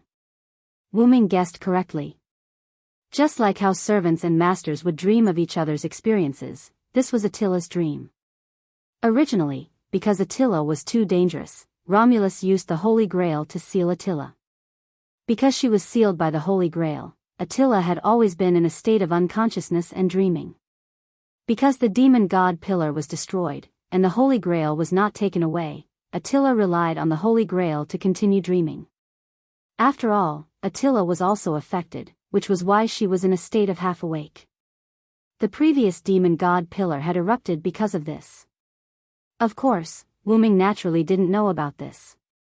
Wu Ming guessed that Attila was used as a sacrifice to summon the demon god pillar. Then, after the demon god pillar was destroyed, Attila had this incomplete dream because of the Holy Grail. The Holy Grail made this dream incomplete, and Wu Ming happened to intrude, seeing the scene of the girl galloping on the grassland. No matter what the reason was, Attila didn't come out of the huge pit because of the dream, but instead stayed in the huge pit. But at this time, the surrounding environment suddenly began to change. As if it was distorted, except for Wu Ming himself, the space was in chaos. Wu Ming didn't feel any danger, so he didn't move, calmly waiting. Immediately, the space began to recover, but looking at the color, it shouldn't be a grassland anymore. This time, Wu Ming's surroundings turned into a narrow stone room. This narrowness was naturally not from his perspective, but from the girl who occupied most of the space in this stone room. The huge white-haired girl was lying on a stone bed in the middle of the stone room, with a smile on her face as she fell into a deep sleep. Although the stone room was narrow, it was just enough for this giant girl to sleep, so it didn't seem too crowded. Thus, Wu Ming had enough space to stand. The smiling giant girl sleeping was Attila. Wu Ming, on the other hand, didn't have any thoughts of Attila. That three nothingness, actually knows how to smile. Anyone with a discerning eye could tell that this enormous Attila wasn't the girl who had galloped on the grassland just now. The two were definitely related, just like how Wu Ming used his dependence to create a clone. But a clone was a clone, and couldn't become Wu Ming's main body. Wu Ming felt that the giant girl in front of him and Attila the Hun had a relationship similar to that of a main body and a clone. At this time, the eyelids of the giant girl lying on the stone bed moved. In the next second, the girl opened her eyes. The giant girl sat up slowly, showing a sitting posture of a young girl. Wu Ming and the giant girl didn't speak. Both of them stared at each other calmly. However, Wu Ming saw joy in the giant girl's eyes. Wu Ming could see that it was the joy of someone finally came, or no longer alone. In this way, Wu Ming would be able to know a little. Even if the giant girl had been sleeping in this stone room for a long time, if you don't say anything, I'm going to leave, Wu Ming suddenly said. Wait. Wait a minute. The giant girl's gentle voice came, as if she was afraid of scaring Wu Ming. But even so, Wu Ming could hear the anxiety and worry in the girl's voice. Wu Ming smiled. Don't worry, I'm just kidding.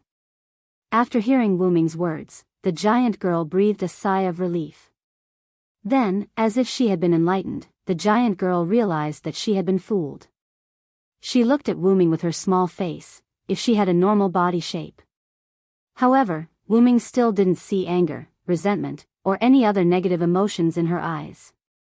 Her eyes were still filled with joy and surprise. Sorry, I apologize. It's my fault.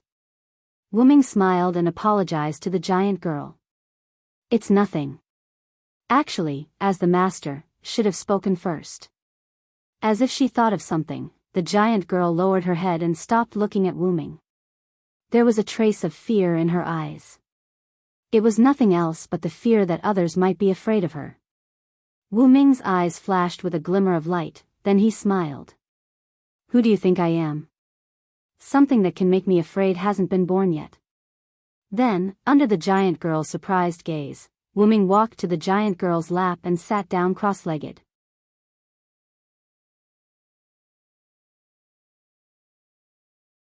Chapter 547.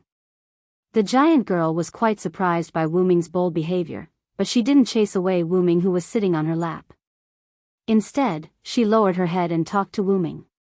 Wuming told Attila his name, and Attila also told her name. However, Wuming was quite familiar with this girl. At least, he knew her name long ago. Because Wuming had seen this giant girl in the origin of the M-shaped moon world. The Star Scout, the destroyer of civilization, the giant god Attila. This explained why Wuming said to Attila to dream peacefully back in Winterwood City. But Wuming always felt that the name Attila wasn't her real name. After all, this name was the same as the Hun King. Or was the Hun King's name based on Attila's name? Both are possible. But it didn't matter. A name was just a code name. Wuming had many names, such as Vilo, Sodlek, Hyunryong, and Selander. Although there was a name that wasn't really a name. Ahem. If it weren't for the fact that Wuming was his original name, Wuming wouldn't have chosen this name as his real name. After all, to the root of origins dragons, names, and whatnot meant nothing. Just like that, Wuming and Attila chatted like a pair of close friends. They got a lot of information from Wuming, or rather, it was Attila who took the initiative to tell Wuming. After all, although Wuming had once soaked in the origin of the M-shaped moon world, Wuming didn't use the origin to investigate the information of the M-shaped moon world. Naturally, he wasn't very clear about Attila's situation. This stone room was actually the control room of a spaceship in the core of the moon. Attila's stone bed was the control panel, and Attila herself was the control lever. However, she couldn't activate the spaceship because she was trapped in this place. Although Attila didn't care much about her personal freedom, she still couldn't activate the spaceship. As for why Wuming was here, it was because of Attila. Attila was actually an avatar of Attila on Earth. Under normal circumstances, if Attila fell asleep, he would be dreaming of Attila or dreaming of other dreams. By the way, do you remember the last time we met in Winterwood City? Wuming asked curiously. Of course I remember. After all, that was the first time someone cared about me. Attila said with a happy smile on his face. Attila's reply stunned Wuming. Just a simple conversation triggered by knowing a little about Attila's situation made Attila so happy that someone cared about her. How lonely would she have to be to say something like that? That was 14,000 years of loneliness. How did Attila, who had gained sentient personality, endure it? It was just a dream. Apart from the few times when he dreamt of Attila the heroic spirit, he dreamt more of what Wuming saw just now. Galloping freely on the endless grassland, without restraint, without harm. Feeling a slightly sad atmosphere in the stone room, Attila quickly changed the topic and began to talk about Attila's singularity in the United States. Because the Magic King sent a new Holy Grail, along with Romulus-linked summoning, many servants who were more or less related to Rome were summoned. Including Attila, the Hun who held the war god's Sword of Mars. And because of Attila's reluctance to destroy and Romulus's fear, before she was fully summoned, she was detected by Romulus and sealed with the Holy Grail.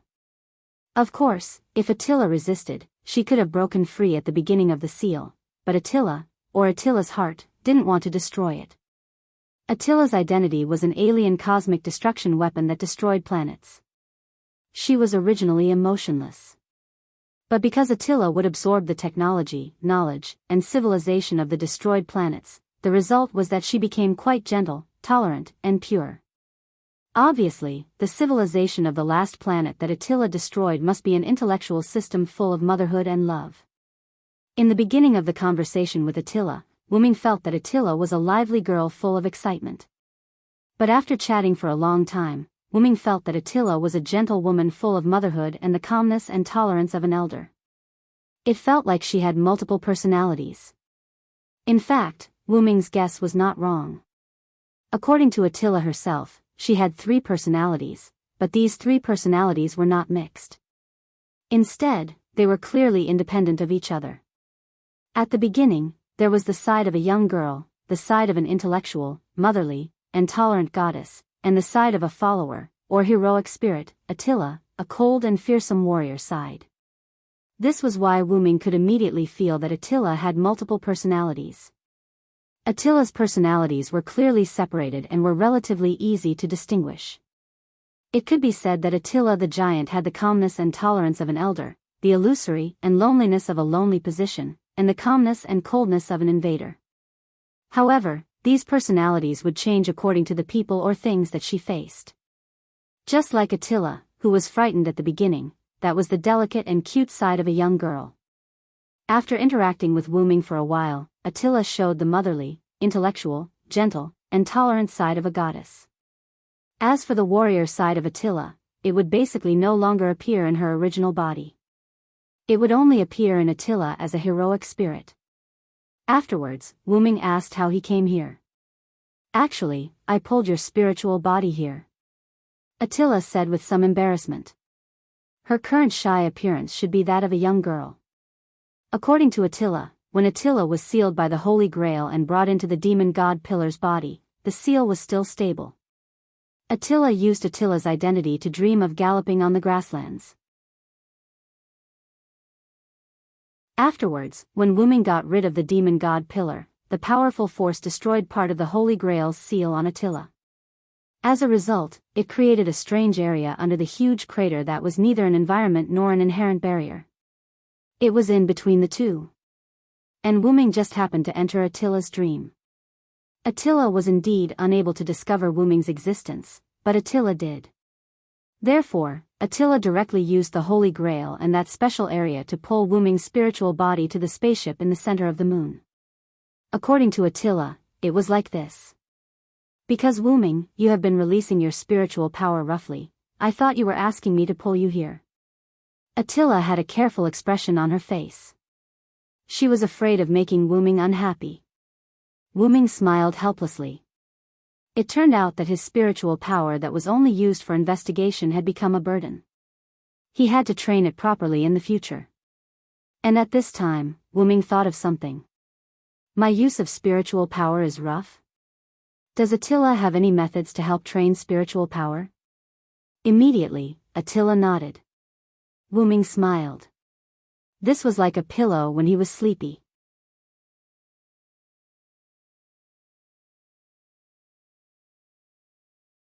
Chapter 548. According to Attila, the previous civilization she destroyed was actually a civilization that developed spiritual power. This was in line with the development of the intellectual system that was full of motherhood and love. After all, people with gentle hearts often had strong spiritual power. He had never seen Attila use such power before, but that was only because spiritual power was useless to her, which was why she almost didn't use it. After all, the giant god was an existence that used brute force to break through technique, so why would he bother with those empty things? Following that, with Attila's rough guidance, Wu Ming easily learned the use of spiritual power and other branches of it. For example, telekinesis now. Wah! Attila shouted in a panic because she had left the stone bed and was floating in the stone room. Even so, the stone room didn't seem crowded, as if it could adjust the internal space according to Attila.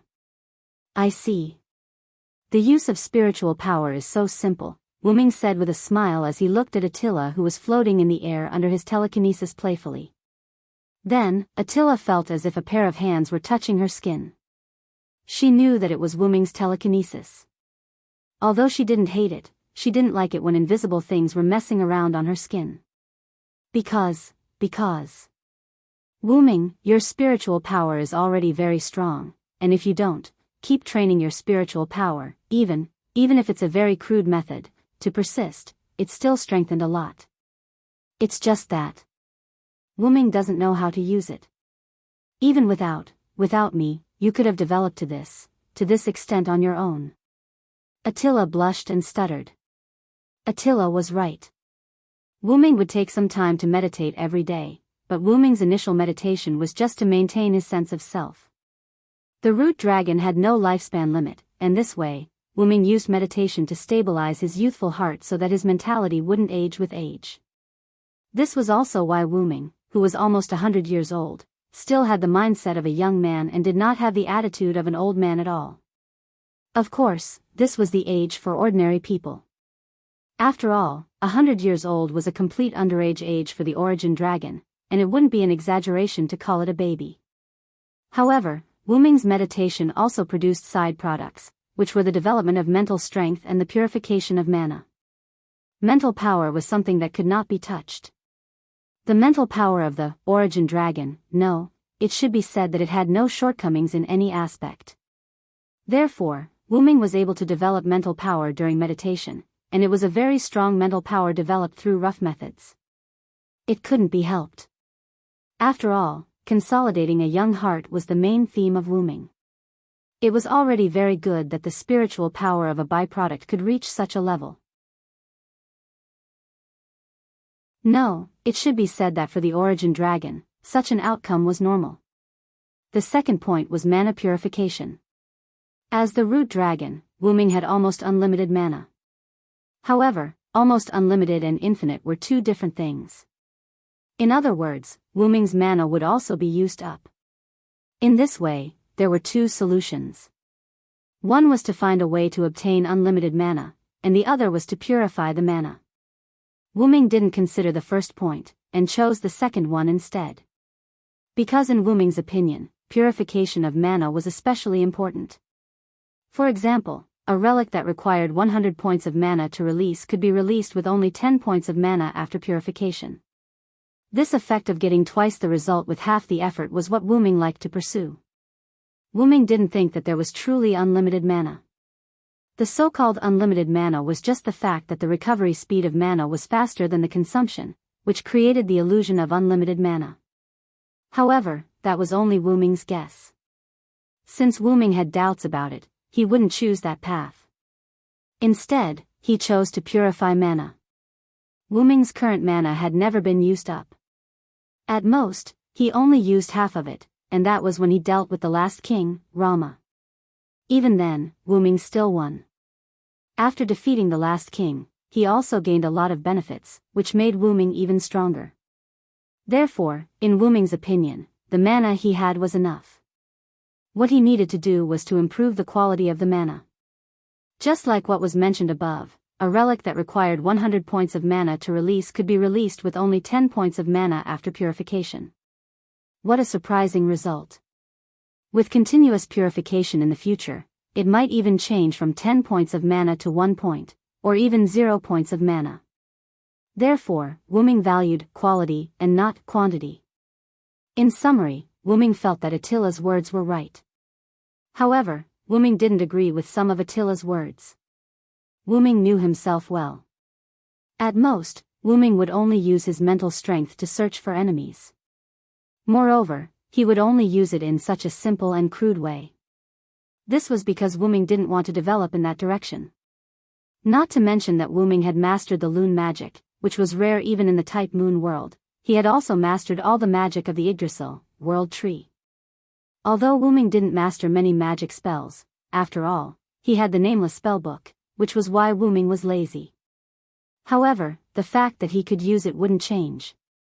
Putting aside the martial arts that he had learned from Skaha, apart from magic and magic, Wu-Ming's killer move was the god's authority that he had obtained by killing a god. Wu-Ming only had a total of 3 authorities. The 12 clones, the Savior Divine Sword, and Ling Zhuzi. Due to Wu-Ming's influence, the 12 clones had combined the powers of 2 gods. In addition to the origin baptism, they were the authorities of 12 worlds. They were extremely powerful. The Savior Divine Sword was the divine weapon that Wu-Ming had obtained after defeating the last king, Rama, who had killed the god slayers. Apart from that, the Savior Divine Sword contained the reward that the gods had given to the last king for killing the demon king. It was the Manchala formation that contained almost all of the gods' god relics. The Savior Divine Sword was comparable to an EX-level relic and separated into the Manchala formation that contained almost all of the gods' god relics. One could say that it was an alternative gate of Babylon. Moreover, the Savior Divine Sword had been baptized by the origin baptism. It was no longer an ordinary item and had evolved to a higher level. As for Ling Zhuzi, Wu-Ming had not used it for a long time. After all, Neza's ability was not considered powerful. He was only used as a demonic servant. Therefore, Wu-Ming released Neza when he left the world of the god slayers. Wu-Ming had reminded Neza not to cause any trouble again and again. However, Wu-ming thought it was unbearable. However, he would not care as long as nothing serious happened. Wu-ming was the Lord Demon King who had saved that world. He had even defeated the last king. Wu-ming believed that nobody would disrespect him. All in all, Wu-ming's origin dragon was powerful. Although he had used a weakened servant body many times, Wu-ming did not pay too much attention to his spirit. Because even if it was the body of a servant, it was still powerful enough. However, now that he had the guidance of a master, Wu-ming would definitely obtain new skills with half the effort. As a result, as Attila said, Wu-ming learned very quickly. He stopped teasing Attila and gently put Attila down with his telekinesis. Wu-ming used his telekinesis to lift himself up and reach the state of flight. Although Wu-ming could use mana jet and acceleration to achieve the effect of flight, it was easier to fly with his spirit. After all, Wu-ming had extremely powerful spirit. With just a thought, he could fly without any difficulty. Attila, it's all thanks to you that I can learn so quickly. Wu-ming's words made Attila, whose cheeks were still red, shake his head. Didn't I say that even without me, you can still do it? If that's the case, then I won't say thank you. After all, there's no need to say thank you between real friends. Facing Attila's strength, Wu-ming could only admit defeat. However, Attila was stunned by Wu-ming's words. Friends, huh? At this moment, Attila had an urge to cry.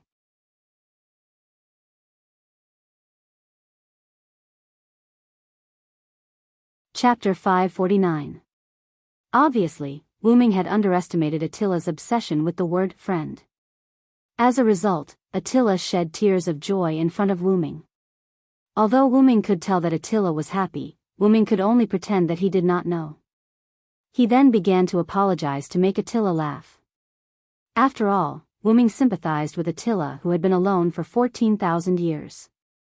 However, Attila did not need sympathy. If he sympathized with her, it would be an insult to her.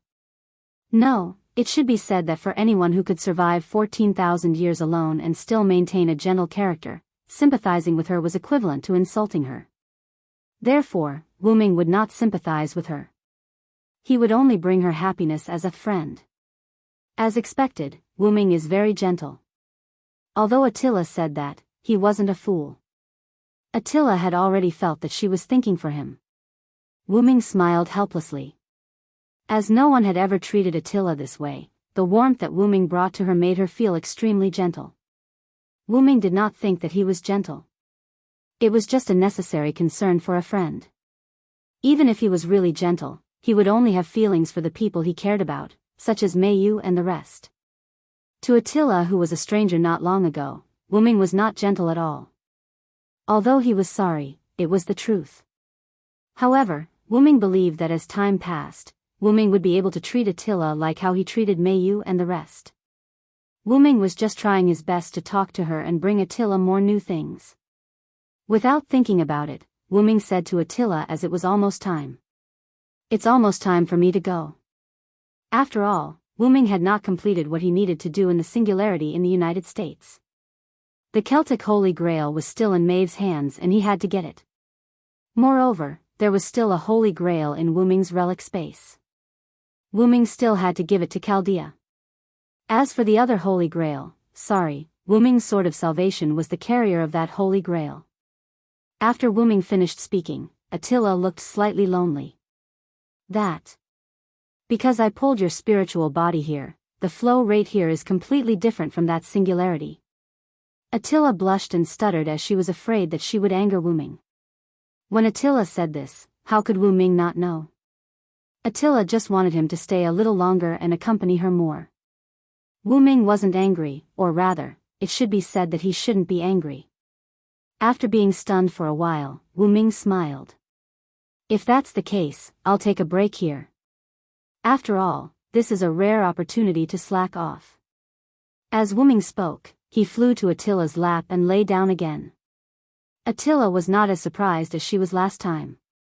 Instead, she smiled happily. Just like that, Wu-ming and Attila started chatting in the stone room. Although it was called chatting, it was basically Wu-ming talking about his own experiences. Attila was listening, and she would complain about Wu Ming from time to time. Then, she would be teased by Wu Ming.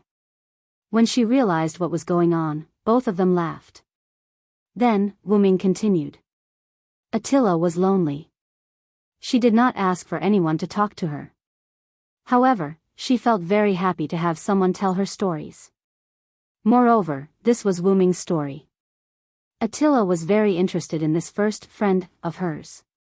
After some time, both of them were still in the same mode. One of them was talking, and the other was listening. Suddenly, a hesitant look appeared on Attila's face. Did something happen? Wu Ming immediately noticed Attila's abnormality and asked patiently. It's almost time. Attila said with a hint of sadness in his voice. Wu Ming had a rough idea of the time he was referring to when it was almost time. It was almost time for Wu Ming's spiritual body to disappear. It made sense. Even if the flow of time here was very different from the other side, it was impossible for Wu Ming to stay here forever. After all, Wu Ming was now a spiritual body. But this was also good. After all, Wu Ming's matter at the singularity was not settled yet. Wu Ming looked at his faintly discernible body, as well as Attila's happy yet lonely eyes, and asked solemnly. Attila, do you want to go to the outside world? Go to the outside world, to see? Attila obviously did not think about this. She was a weapon left behind. Her only purpose was to wait and dream. At least, that was the case for now. Wu Ming read Attila's thoughts as a weapon from her eyes. I don't think a creature with such gentle emotions is a weapon. If that's the case, then this world is too cruel to you. With that said, Wu Ming subconsciously touched his arm as if he was touching something. Wu Ming thought of Enkidu, who willingly followed him. Back then, Wu Ming did not have the ability to fight against the gods, so he could only retreat strategically. Enkidu's soul willingly turned into Heavenlock and followed Wu Ming. Although Enkidu kept saying that she was a weapon and eventually turned into a weapon, even so, Wu Ming did not think a person with such gentle emotions was a weapon. Even if she was once a weapon and now turned back into a weapon. This principle was the same for Attila. These emotions are just remnants of the previous civilization. I don't have any emotions. With that said, Attila showed a self-deprecating and lonely expression. She slowly lowered her head. I'm just a weapon. I'm the vanguard of the stars, Attila the giant god. Attila lowered her head more and more as she spoke, and her tone became weaker. In the end, Wu Ming could not hear what Attila was saying anymore. Attila was almost burying her head in her chest. Although Attila did not have a chest, cough cough, Wu Ming heard fear in Attila's words. Attila was afraid that Wu Ming would give up on her because of her identity as a weapon. This would cause Attila to lose her only friend. Aren't you looking down on me too much? Wu Ming pretended to be angry. He used his telekinesis to fly up and level with Attila's head. He then used his telekinesis to lift Attila's head. If you think your feelings are so cheap, then I'm really going to be angry. Attila stared at Wu Ming with her big eyes. She did not say anything.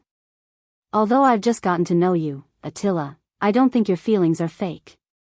If that's the case, what about our friendship? Wu Ming's words left Attila speechless and dumbfounded. I don't think our feelings are fake. Friendship is not judged by the length of time. Even if it's a short relationship, I think it's your true feelings. Wu Ming said to Attila word by word seriously. Remember, as long as you want freedom, I'll definitely help you. With my original body's ability, I'll definitely be able to free you from here. Wu Ming looked at Attila with firm eyes without a trace of deceit. He spoke his thoughts word by word. Wu Ming did not think that Attila would use her own will to destroy him after being freed because Attila already had feelings. It was a feeling that was both gentle and pure, strong and tolerant. Wu Ming felt that such a Attila was qualified to live in the outside world. Wu Ming. Attila did not know what to say for a moment. Of course, if you're not satisfied, I'll personally capture those wandering stars and let them liberate you and give you freedom. Wu Ming said confidently, giving Attila a feeling of, as long as it's him, I'll definitely be able to do it. As the root dragon, Wuming naturally had that kind of ability. It was quite difficult now, but when Wuming became an adult, it would be very easy. I swear on my identity as the root dragon that as long as you don't give up, our friendship will always exist. Although this was not good for the civilizations that Attila destroyed, the dead were gone. Wuming believed that if those good civilizations were still alive, they would definitely forgive such an innocent girl. As for the opinions of those bad civilizations, sorry, so be it if they were destroyed. Thank you, my friend. Attila held Wuming in front of her with both hands.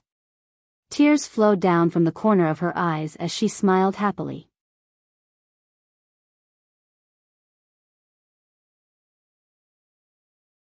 Chapter 550. Fifth Singularity, America Continent, a crater near Alexandria. Achilles was driving the chariot, pacing back and forth near the crater, looking extremely frustrated. Sharon and Rama on the chariot were also frowning, but they did not dare to act rashly. Because it was too strange, there was no movement from the bottom of the crater. It had been a few minutes since Wuming went down. Although they thought that even Wuming would not be able to finish the battle in a few minutes, it was too strange that there was no movement at all. Just then, in their magic perception, the magic power in the crater dissipated. Did we win? Ka-Rong used his all-seeing eyes and looked down at the area that had become clear. Then, Sharon saw a black shadow flying toward the top of the crater, but Sharon still could not see who it was. Get ready. Sharon raised his bow. Achilles and Rama nodded their heads and took out their weapons. After all, it would be bad if it was not Wuming but an enemy. First, it would mean that Wuming had been defeated, and it was unknown whether he was alive or dead. Second, if even Wuming could not defeat an enemy, it would be a dead end for them. As time passed, the figure came up. Fortunately, it was Wuming, and not an enemy they had never seen before. It's my friend. Looks like he succeeded. Rama looked at the golden cup in Wuming's hand and sighed in relief. Why is he carrying a woman up here? Could it be that the strong enemy below is this woman? Achilles also saw the Holy Grail in Wuming's hand, but his eyes were sharper. At the same time, he also saw the girl in the same wedding dress as Wuming in Wuming's arms. At first, Achilles did not see it.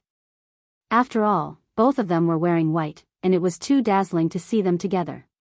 If it were not for the girl's golden hair dancing with the wind, Achilles would have to wait until Wuming got closer to see her. Then, Sharon, who was still observing with his eyes wide open, noticed something and immediately cried out. Wait, what else is coming up? Just as Ka-Rong finished speaking, a white figure suddenly charged out from behind Wuming, or perhaps beneath him, from the giant pit. Dong! The white figure jumped onto the ground at the edge of the crater, stirring up a thick cloud of dust. Soon after, the dust settled and the newcomer appeared before the eyes of Ka-Rong and the rest. It was a white-haired girl. Most of her skin was exposed in her revealing white ethnic attire. Her tan skin was in a healthy state, and she held a tricolored sword in her hand. Her eyes were filled with a strong desire to destroy as she stared at Sharon and the other two. This person was very dangerous. Be it Sharon, Achilles, or Rama, all of them had the same thought. At this moment, Wuming also flew up. Wuming used his telekinesis to control his body and gently landed beside the white-haired girl. Attila, calm down. Wuming gently said to the white-haired girl. After hearing Wuming's words, the white-haired girl nodded without hesitation. The desire in her eyes dissipated, replaced by a dazed look. As for why Attila was so obedient to Wuming, it was because this was a gift from Attila to Wuming, a friend. I can't help you now, so I'll let my clone, my dream, help you. Attila said before Wuming disappeared. Then, Wuming realized that he had obtained a slave who was completely obedient to his orders. Thinking of this, Wuming's face showed a speechless expression. So the so-called help was completely obedient to his orders? Wasn't this the same as a weapon? Not noticing Wuming's subtle expression, after seeing that Attila was no longer a threat, Achilles and Sharon looked at each other and landed. What's going on? What happened to you down there? Sharon walked down from the chariot and came before Wu Ming, asking in confusion. He could also see that the white-haired girl was no longer an enemy, but the powerful pressure just now still made Sharon worried. Achilles and Rama felt the same. It was as if they were facing their natural enemy. It's like this. Wu Ming looked at Attila, then put the unconscious blonde girl in wedding dress into Achilles' chariot, and at the same time, placed the Holy Grail in the girl's arms, then began to explain. Wu Ming told Sharon and the others about how he accidentally entered the incomplete inherent enchantment created by the Holy Grail. Wu Ming did not tell Sharon and the others about his dreamlike trip to the moon's spaceship and his encounter with Attila. It was not that Wu Ming did not believe that Sharon and the others could not keep a secret, but this matter was not suitable to be told to outsiders. After all, Wandering Star, Giant God, 14,000 years and so on were too mysterious and complicated. It was better to tell a little lie. This is the Hun King Attila, an old acquaintance and good friend of mine. Then, Wu Ming explained the origin of Attila in a half-true, half-false manner. Due to Attila's strong desire to destroy, she was sealed by the holder of the Holy Grail in Rome, trapped in the Holy Grail. Due to the appearance and death of the demon god Pillar, Attila's seal was broken, and the magic pillar visible to the naked eye just now was Attila releasing the seal, and entering the incomplete inherent enchantment was also Attila's dream. In any case, Achilles and Rama believed that she was sealed, just like berserkers' desire to destroy. It made them feel like they were facing a great enemy. The golden-haired girl lying on Achilles' chariot was the sacrifice summoned by the demon god Pillar. After the demon god Pillar was destroyed, the girl reappeared. Because she had the support of the Holy Grail by her side, she did not disappear due to excessive weakness. After that, Wu Ming brought the blonde girl with the Holy Grail out of the huge pit with Attila. Because Attila used the method of jumping, she reached the ground one step faster than Wu Ming, who flew up. In short, everything is over. Sharon no longer paid attention to the loopholes in Wu Ming's words, giving Wu Ming enough face. After all, Wu Ming was not good at lying, even if Achilles and Rama were fooled. As a teacher, Sharon was not fooled, and Teacher Ma was not that naive. Indeed, now that we have the Holy Grail in Maeve's hands, this singularity can be fixed. The four of them heaved a sigh of relief. This singularity was finally over. Let's go back to Tachika's side. Achilles drove the chariot, carrying Sharon and Rama, while Wu Ming and Attila walked on the ground. According to Wu Ming's words, I want to chat with an old friend. But in reality, Wu Ming was afraid that Attila would not be used to riding Achilles' chariot, so Wu Ming felt that it would be better to walk with Attila. And at this moment, a huge amount of magic suddenly condensed in the sky, and a huge circle embedded in the sky appeared in everyone's vision. Immediately, the circle exploded with a powerful magic, and a beam of light descended from the sky, presumably landing at Tachika's place.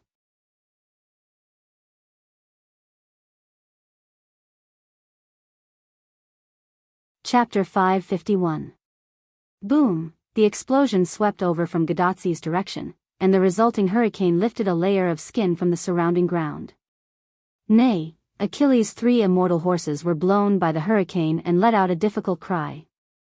The 3 immortal horses held on for a moment, then dragged the empty chariot and was blown into the sky by the hurricane.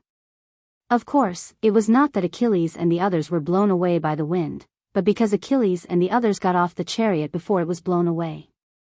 Achilles and Rama lay on the ground, while Sharon held the unconscious blonde girl and hid behind Achilles and Rama. Wu Ming stood in front of Attila, blocking the hurricane for Attila, and looked at the strange light circle in the sky where the light beam had just been shot. There was no doubt that the explosion and hurricane were caused by the light beam attack. It really is that guy. This is exactly the same as Floro's light beam attack. The guy Wu Ming was talking about was the Magic King. After all, only that guy could set up a huge light circle in the sky of a singularity and launch such a powerful attack. Floro said that he had obtained the power of the king, and the black light beam shot by the dark light ball gave Wu Ming the same feeling as the light beam that fell from the sky just now. While Wu Ming was thinking, in just a few seconds, the hurricane stopped. Wu Ming shook the dust off his body and looked at Attila. Are you okay? Attila, who was not stained by a trace of dust, shook her head in the face of Wu Ming's concern. I can do it myself, Attila said coldly.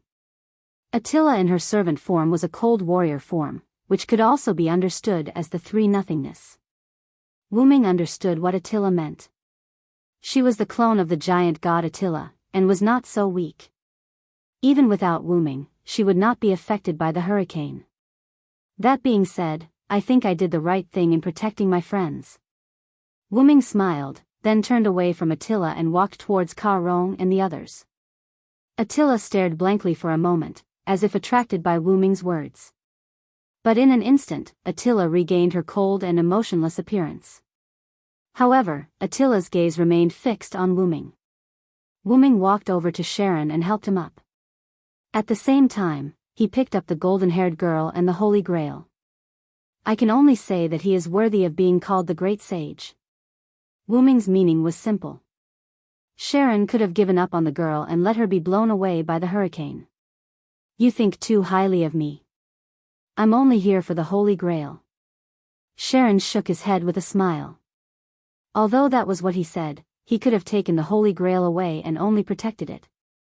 Instead, he chose to protect the girl as well. No matter what, the result will not change. Wuming then looked at Achilles. Achilles, can you summon your chariot back? Of course not. Achilles said unhappily. Of course, Achilles was not unhappy with Wuming, but with the sudden attack. After that, Achilles whistled, and the chariot pulled by the three immortal gods flew over from the horizon. Wuming put the girl and the Holy Grail on the chariot and flew up. Sharon, Achilles, Rama, I'll go check the situation first. You guys go with Attila. After that, Wuming sped up and flew in the direction of Gadotsi. Then, Achilles and Sharon got on the chariot. Miss Attila, please come up. Sharon said carefully. Attila did not say anything. She nimbly got on the chariot without any hesitation. However, the owner of the chariot, Achilles, looked at Attila full of fighting spirit. He was very interested in this servant who could make him feel pressure. He glared at Achilles, warning him not to cause trouble, and then looked at Rama. King Rama, what's wrong with you? The reason why Sharon asked this was because Rama was in a daze. Rama came back to his senses and looked at Sharon. Nothing, just a bad premonition suddenly appeared in my heart, as if something is going to happen to Sito. Then Rama shook his head, no longer thinking about the messy things, and got on the chariot. In this way, Achilles reluctantly pulled the 5 servants and began to move in the direction of Wuming. On Wuming's side, because Wuming used magic to assist his mental power to speed up, and the distance between Wuming and Gadotsi was not far, so in the blink of an eye, Wuming arrived at the original gathering place of Gadotsi and the servants. At this moment, there was nothing left of what was originally a plain. The grass disappeared, the stones were annihilated, the trees were shattered, and there was no trace of it. It could only be judged by the magic of the earth that this used to be a good fertile land. However, the earth's experience was not good. The earth was directly lifted, revealing a barren yellow color. It could be said that there was nothing but barren land here now. But Wuming did not want this to be the case. As if God was on Wuming's side, in the barren land, Wuming saw a different place from the surrounding. The holy round shield appeared in a place similar to a mound, and then, the round shield peeled off the earth, and 2 figures walked out. Tachika. Matthew. Wuming quickly flew over. Is it assassin? Cough cough cough. Tachika was excited, then she ate a mouthful of dust and coughed. Senpai, are you okay? Matthew helped Gadotsi out of the mound and to the clean flat ground next to it. This made Gadotsi, who had been coughing, feel much better. Cough cough. I'm really choking to death. Gadotsi had an uncomfortable look on his face. After seeing how lively Gadotsi was, Wuming was no longer worried, and asked about the other servants. It's good that you're okay, what about the others? When Wuming asked, Gadotsi and Matthew both looked sad. Is that so? I understand. Wuming nodded. That was an unnecessary question. Under such an attack, the others might have returned to the martyr's palace. It could be said that they were almost wiped out. In the end, if Matthew didn't react and condensed his noble artifact into a point to protect me, I'm afraid I would have. Gadotsi did not continue. So that was the case. Wuming pondered. I'm sorry, Senpai Sarand, I really didn't have the confidence to block that attack, so I could only choose to protect Senpai. Matthew lowered his head in guilt. Then, Wuming put his hand on Matthew's head. Don't worry, I think they're thinking the same thing. Compared to protecting their dead servants, it's more important to make sure that Tachika is safe. What Wuming said was right. When the beam of light was about to hit, all the servants used their strongest noble phantoms to delay the beam of light so that Mashu could use her noble phantoms to protect Gadotsi. It's okay, Matthew, don't blame yourself. Gadotsi hugged Matthew and comforted him. Senpai, it's very dirty. What Mashu meant was that her body was covered with dust and she looked like a refugee from a slum. It's okay, I like Matthew the most, this is nothing. Gadotsi rubbed her face against Matthew. Senpai. Matthew's face instantly turned red. Although I'm sorry to disturb you, I want to say that the crisis may not be over yet. Wuming pointed to the light circle in the sky.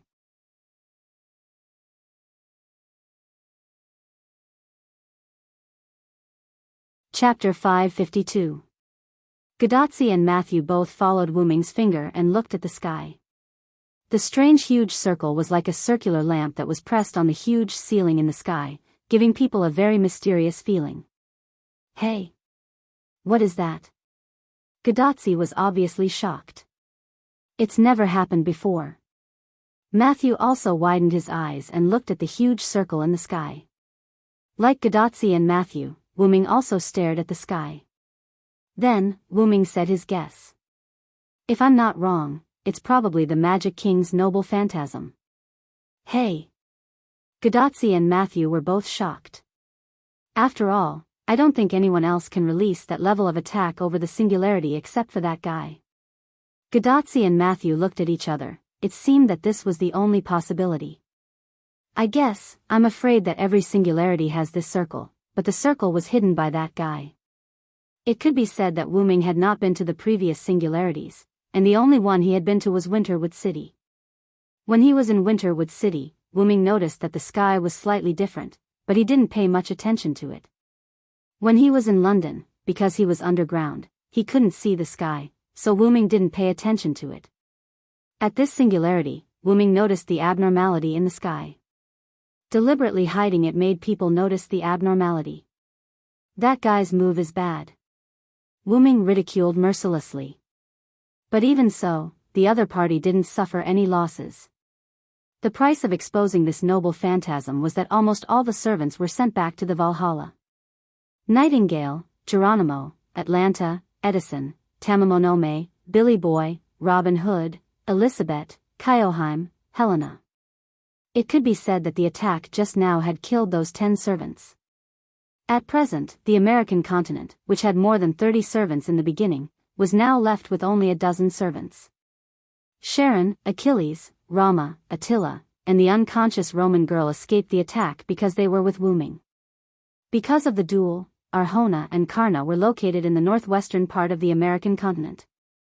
He reckoned that Ison and Demetrius, as well as Hercules, who had Wuming filling up the lake, should not have been affected. Maeve and Ceto were sent away by Wuming using the portal. Gadotsi's personal servant, Matthew Gillett, and Wuming, who was currently with Gadotsi. Finally, there was Pamilia, who was sleeping in Riverton. Speaking of this, Wuming was quite helpless and angry. According to Gadotsi, Pamilia said that she would take a nap when it was time for her to sleep. Knowing that their team's mission was only to delay the Romans, Pamilia said that she would take a nap first. Then, there was no then. The vampire was still in Riverton, at least Wuming could be sure that she was not here. But there was no other way. Who would have thought that a simple delay would trigger the appearance of the demon god pillar? If Pamilia was here before, even if Floros got the power of the Magic King, Wuming estimated that Pamilia would be able to kill Floros if he used his trump card. After all, even if a child was armed with a machete, he would not be able to fight an unarmed special forces soldier. No longer thinking about this matter, Wuming began to think about the remaining servants. In addition to Wuming himself, there were a total of 14 servants left. Not to mention the strength of the remaining servants, it could be said that if it was an ordinary Holy Grail war, the 14 servants except for Wuming could be said to be enough.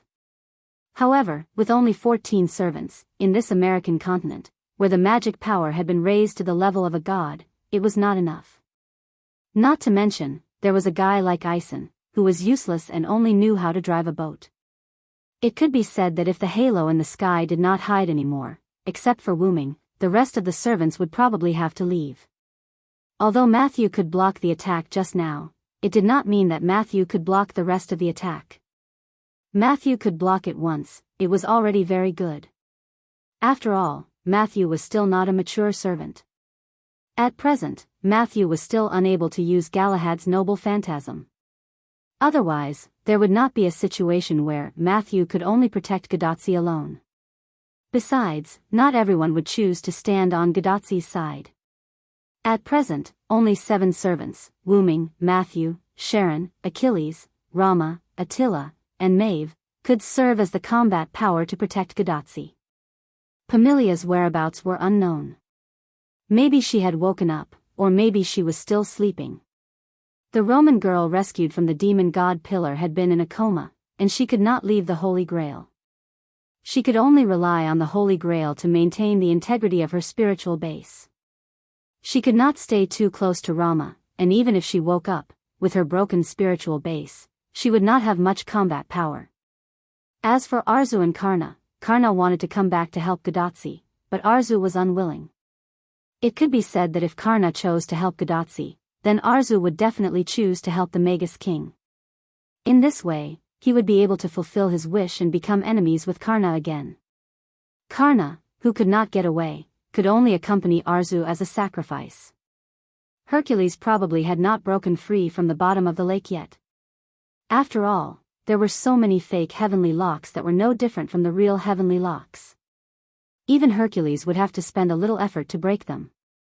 Of course, unless Wuming personally helped him break them. Ison and Demetrius would definitely follow Ison, and with Ison's character, Wuming didn't expect him to do anything.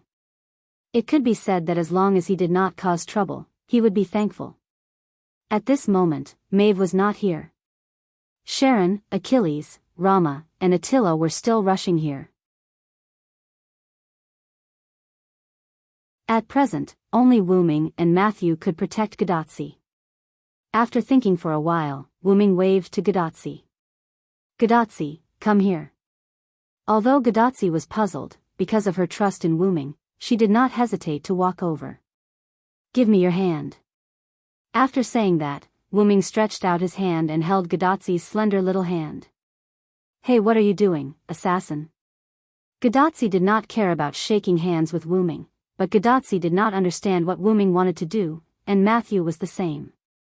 Could it be that this was a farewell before death? Just kidding. I'm just giving you my strongest defense. Relax. Then, Wuming did not pay attention to Gadotsi and Matthew. Holding Gadotsi's hand, Wuming closed his eyes. Then, a beautiful scene appeared in front of Matthew's eyes. The holy and invincible armor on Wuming's body, under the effect of Wuming's magic, emitted a dazzling brilliance. Then, the armor automatically disintegrated, and then in a series of light, the armor compressed and transformed into a set of armor similar to that of a woman's. Finally, the armor attached to Gadotsi's body, under the shocked expression on Gadotsi's face, forming a slender and beautiful set of white close-fitting armor for a young girl. This made Gadotsi, who still had her hand in Wuming's hand, stunned. Then, an earth-shattering scream resounded through the sky. Ah!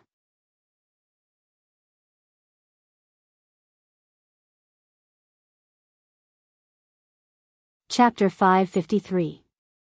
Wah. Wah. What? What is this? A person who was wrapped in close-fitting female armor and wearing an elegant dragon-crowned helmet shouted in excitement and surprise. This person was none other than Gadotsi, who was wearing Wuming's armor. Say. Senior, are you okay? Matthew stood beside Gadotsi at a loss and asked cautiously. I'm fine, I'm just shocked to put on assassin's armor. Gadotsi's voice came from the seemingly thin but actually heavy armor. Fortunately, Wuming adjusted the armor and added a lot of adjustment tactics. The specific effect was that Gadotsi, a modern girl without the strength to truss a chicken, could wear such a compressed and heavy armor without changing the quality and defense.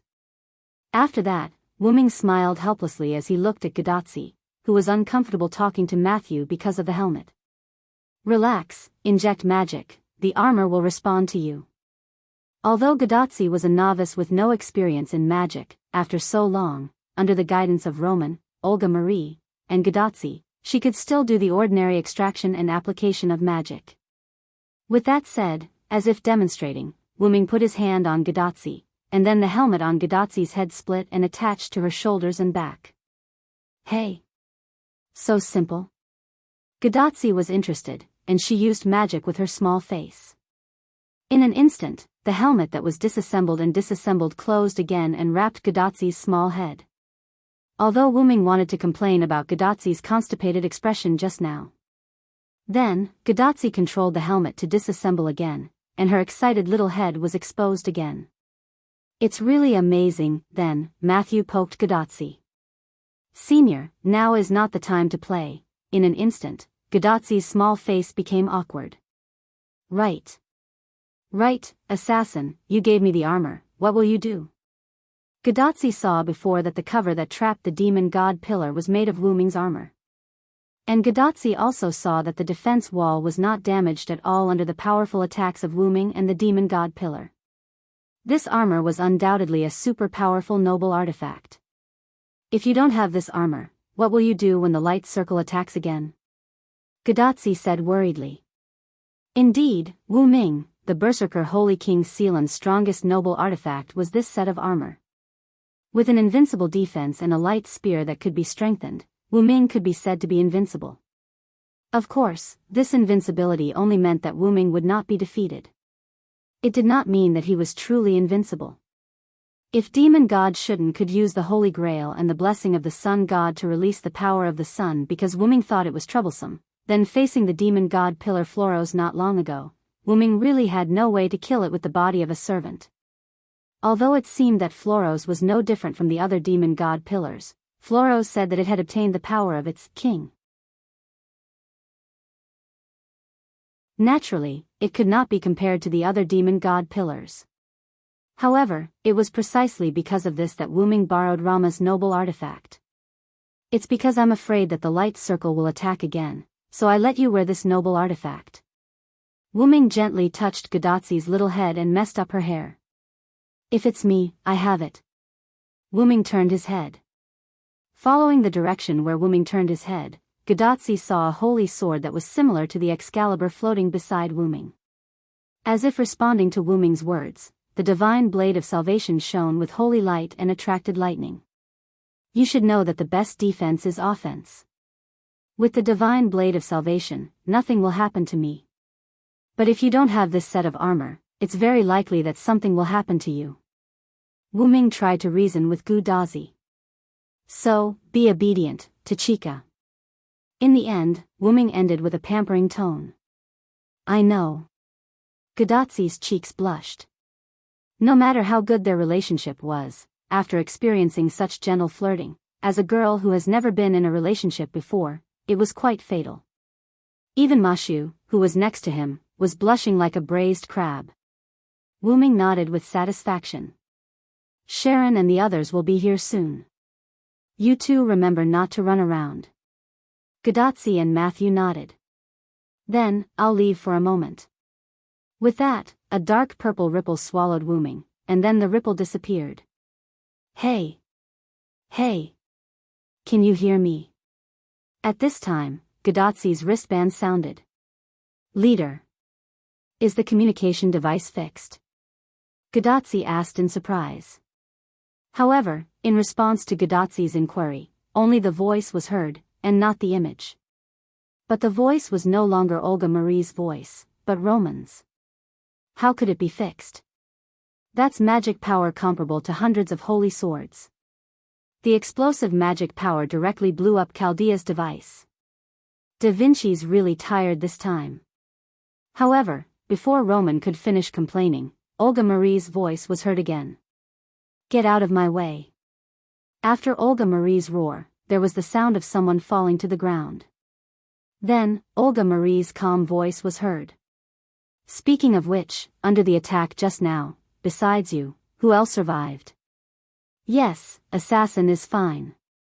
Achilles, Sharon, and Rama, who were with Assassin, are also fine. The attack just now seemed to be directed at us, or rather, it was directed at Senpai, Mashu explained to Olgamai. Is that so? Gadotsi heard Olga Marie's voice and was a little confused. Why did it sound like she was relieved? In fact, Olga Marie wanted to ask for Wuming's comfort, but after all, she was at Sundra, so it was unlikely that she would ask directly. Ahem. In short, Chaldea can only perform simple communication and ray shift for now. It's too dangerous for Tachika and Matthew to continue staying there. Haven't all the enemies been defeated? Let's use ray shift to come back first. This made Gadotsi and Matthew shocked. After all, Gadotsi and Matthew's mission was to repair the singularity. It could be said that the two completely completed the mission in the past few singularities before returning to Chaldea. But this time, Olga Marie proposed to temporarily return to Chaldea. Haven't all the Holy Grails in this singularity been collected? As long as the Holy Grail is taken away from this singularity, it will repair itself. Then, Gadotsi smiled awkwardly. That. Director, have you forgotten? All the recovered Holy Grails are temporarily in Assassin's hands. Matthew also added a fatal blow. And, the Celtic Holy Grail is not in the hands of the senior cylinder, it seems to be in the hands of Queen Maeve. In other words, you've been busy in this singularity for half a day, and you haven't gotten a single Holy Grail. Olga Marie's tone was a little strange. Although I'm sorry. Matthew said. But it's true. Gadotsi said. Then, the device on Gadotsi's wrist dimmed, which meant that the other party had cut off the communication. Gadotsi and Matthew looked at each other and smiled helplessly.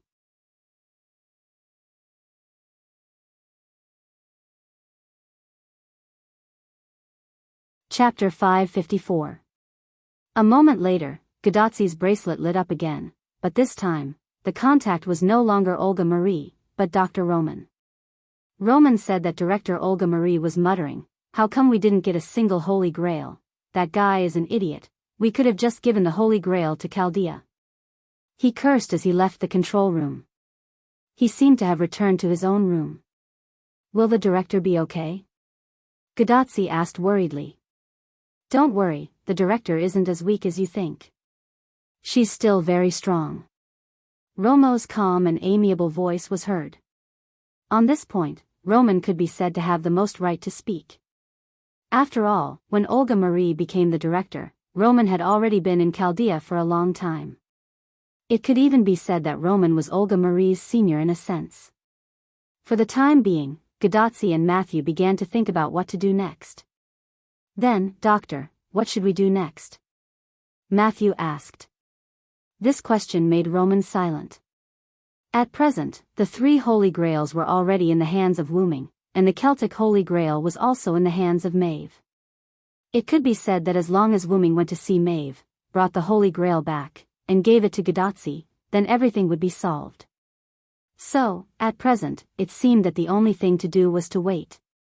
In the control room, Roman helplessly scratched his head, and then said to Gadotsi on the other side. Well, let's meet up with Sharon first, then think about what to do next. Roman said weakly. Okay, Doctor. Then, Gadotsi and Matthew closed the communication, and began to walk in the direction where Sharon and the others left to meet up with them. In the control room, the remaining staff members were working nervously. Only now could Roman breathe a sigh of relief. Roman sat down on the chair behind him and leaned back slightly. Magic Kings. Noble artifact. The 5th singularity, the American continent, Washington's White House. When Wu Ming sent Sito and Maeve away using the portal, he had set this place as his destination. After all, this was their base camp. It was much safer than other places. However, in the end, Wu Ming still miscalculated. Dark purple ripples appeared, and Wu Ming jumped out of the ripples. Wu Ming stood firmly on the ground, but what welcomed him was an incomparably huge tentacle. Dong! In an instant, the tentacle slammed heavily on the ground, and the ground caved in because of the huge impact of the tentacle. Immediately afterward, the saber light with lightning struck the tentacle, instantly cutting it off. Wu Ming stood beside the severed tentacle and brandished his sword. Without a doubt, the tentacle did not hit Wu Ming. The moment the tentacle fell, Wu Ming dodged it. Wu Ming looked at the owner of the tentacle with a serious expression, a huge pillar of flesh that rose into the sky. Demon God Pillar Flawless. That's right, at this moment, in front of Wu Ming, on the White House Square in Washington, the same demon god pillar as Flawless stood there. Wu Ming had a guess. This demon god pillar Flawless was summoned from the Holy Grail held by Maeve.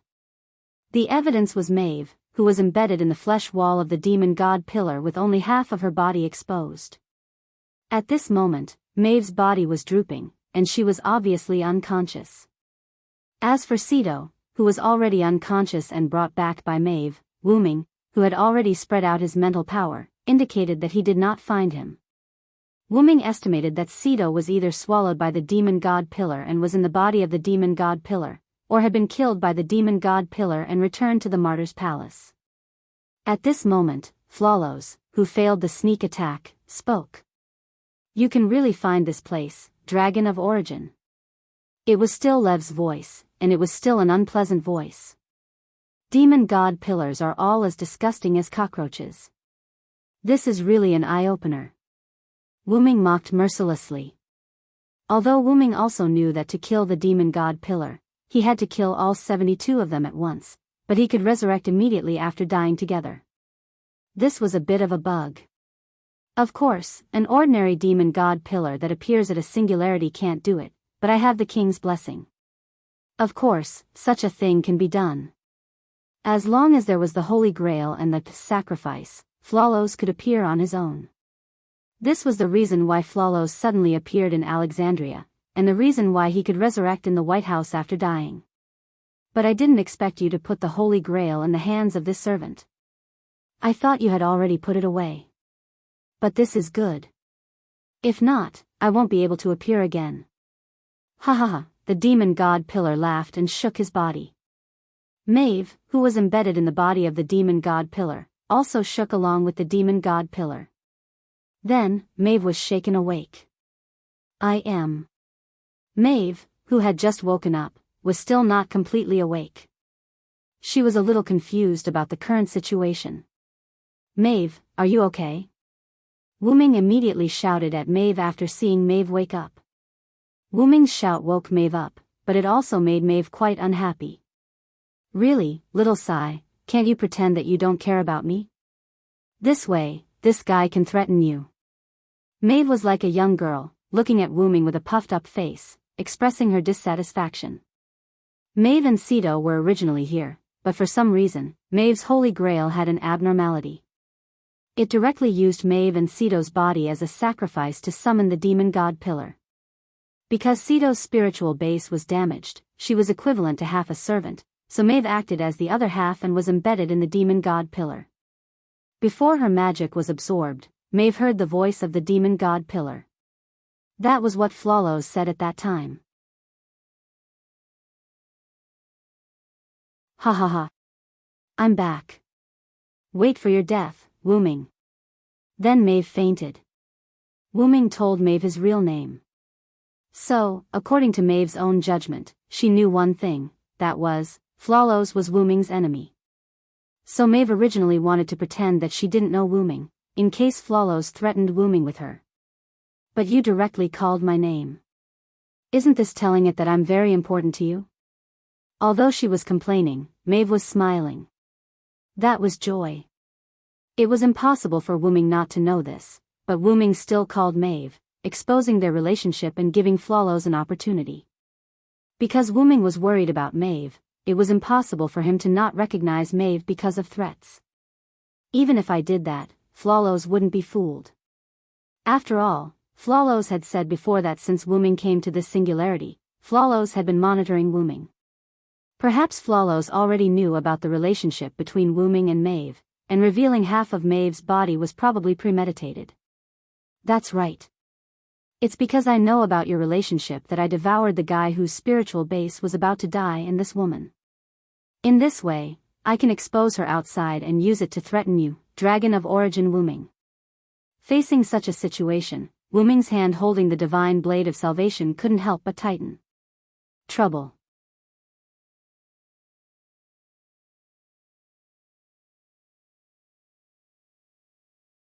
Chapter 555. Wuming, who was being threatened, did not dare to unleash the light cannon attack of the divine blade of salvation on Flawless because it would directly send Maeve and Flawless away. Therefore, Wuming could only suppress the power of the divine blade of salvation and deal with the demon god pillar with just a slash. Swish, a slash mixed with lightning and holy light instantly cut off many of the tentacles that were attacking him. Even the body of the demon god pillar was slashed by the flash of the blade.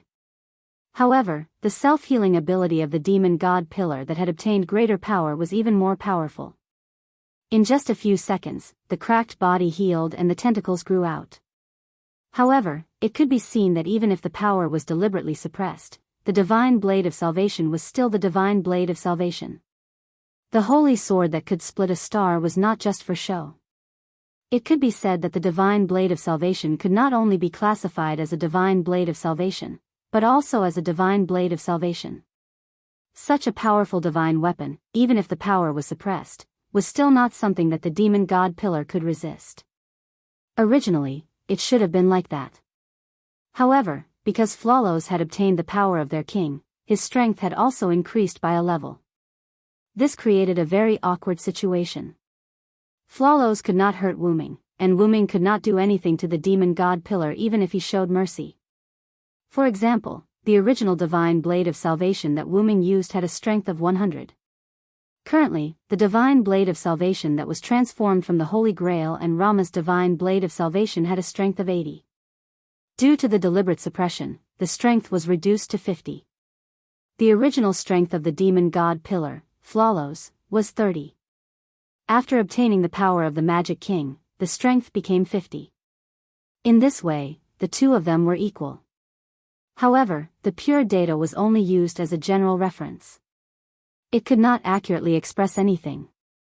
It only meant that the two of them were unable to defeat each other. As expected, even after obtaining the power of our king, it is still too weak when facing the Dragon of Origin, Flawless said calmly. Indeed, as the king of Flawless had said, there was nothing to be afraid of with an immature Dragon of Origin. Even though Wuming was very powerful in the eyes of many people, he paled in comparison to the Magic King who had obtained the power of the Black Soil. It was true that an adult origin dragon would possess unparalleled power. It could travel through time, move mountains and fill seas, reverse time, and even bring the dead back to life. However, the prerequisite was that Wuming had to stay inside the origin and use its power. That was because the root dragon was a unique creature that was neither human, beast, nor god that was born from the world root that gave birth to all worlds, which was why it had to borrow the power of the root to achieve invincibility. Although it was called the Origin Dragon and had the appearance of a dragon, the Origin Dragon wasn't actually a dragon. The reason Wuming had the characteristics and drawbacks of a dragon was because Wuming's birthplace had shifted from the Great Origin to the origin of the M-shaped moon. To put it simply, he was tainted with an impure bloodline. However, Wuming had already been baptized inside the Great Origin and had basically eliminated the drawbacks of dragons. It could be said that as long as Wuming continued to be baptized by the Great Origin, he would return to the purest form of the Origin Dragon. After that, as long as he went through the baptism of the Great Origin, an adult Origin Dragon could be said to be truly invincible. For now, as long as Wuming stayed inside the Great Origin, he would be invincible inside. For now, Wuming couldn't interfere with other worlds for the time being. Moreover, as long as Wuming left the Great Origin, Wuming's chances of losing against someone like the Magic King, who could be said to be a cheat, were definitely higher than his chances of winning against him. In other words, Wu Ming could only rely on his own power as a dragon of origin. He couldn't threaten anyone else at all. Whether it was Darius, Romo, Arthas, or even the Magic King, Wu Ming couldn't defeat any of them. However, Wu Ming himself knew this, which was why Wu Ming had resorted to using external objects. In the past, the queen of the demonic realm, Skaha, who had great wisdom, had also noticed this drawback of Wu Ming's. That was why she had let Wu Ming use the process of sublimation to obtain a noble artifact. The true strength of a servant wasn't their martial arts or anything else, but their noble artifacts, which were killer moves that could instantly turn the situation around. Not only that, but there were also many treasures that had rather miraculous functions, such as resurrecting the dead and reversing time, and so on. All in all, since one's body was weak, one should use powerful weapons. That was how humans had developed. There was no reason why a higher-level species like humans couldn't understand this principle. And that was what Wu Ming did. In the beginning, Wu Ming's sublimation was very difficult, and it required a lot of effort. Now that Wu Ming had the power of origin, it was no longer so strenuous for him. He could easily sublimate items or abilities into a noble artifact. However, Wu Ming would not casually turn a weapon into a noble artifact. After all, even if he really turned a stone into a noble artifact, it would be the lowest grade of Grade E noble artifact. It wasn't that he couldn't upgrade it, but he didn't know how long it would take. Then, the ordinary stone would become a divine stone. Therefore, if possible, Wu Ming would not simply obtain a noble artifact. In fact, Wu Ming did not deliberately obtain a noble artifact. For example, the Divine Blade of Salvation. That was the artifact that Wu Ming obtained after defeating Rama, who was the last hope, and inheriting the identity of the last king through trickery. Even if the Sword of Salvation in Wu Ming's hand was a weakened version of the Holy Sword, its power was not something that Flawless could block. As it had experienced this personally, Flawless did not completely devour Maeve to threaten Wu Ming. However, Flawless knew that it would lose if it kept defending. Therefore, it was ready to make peace.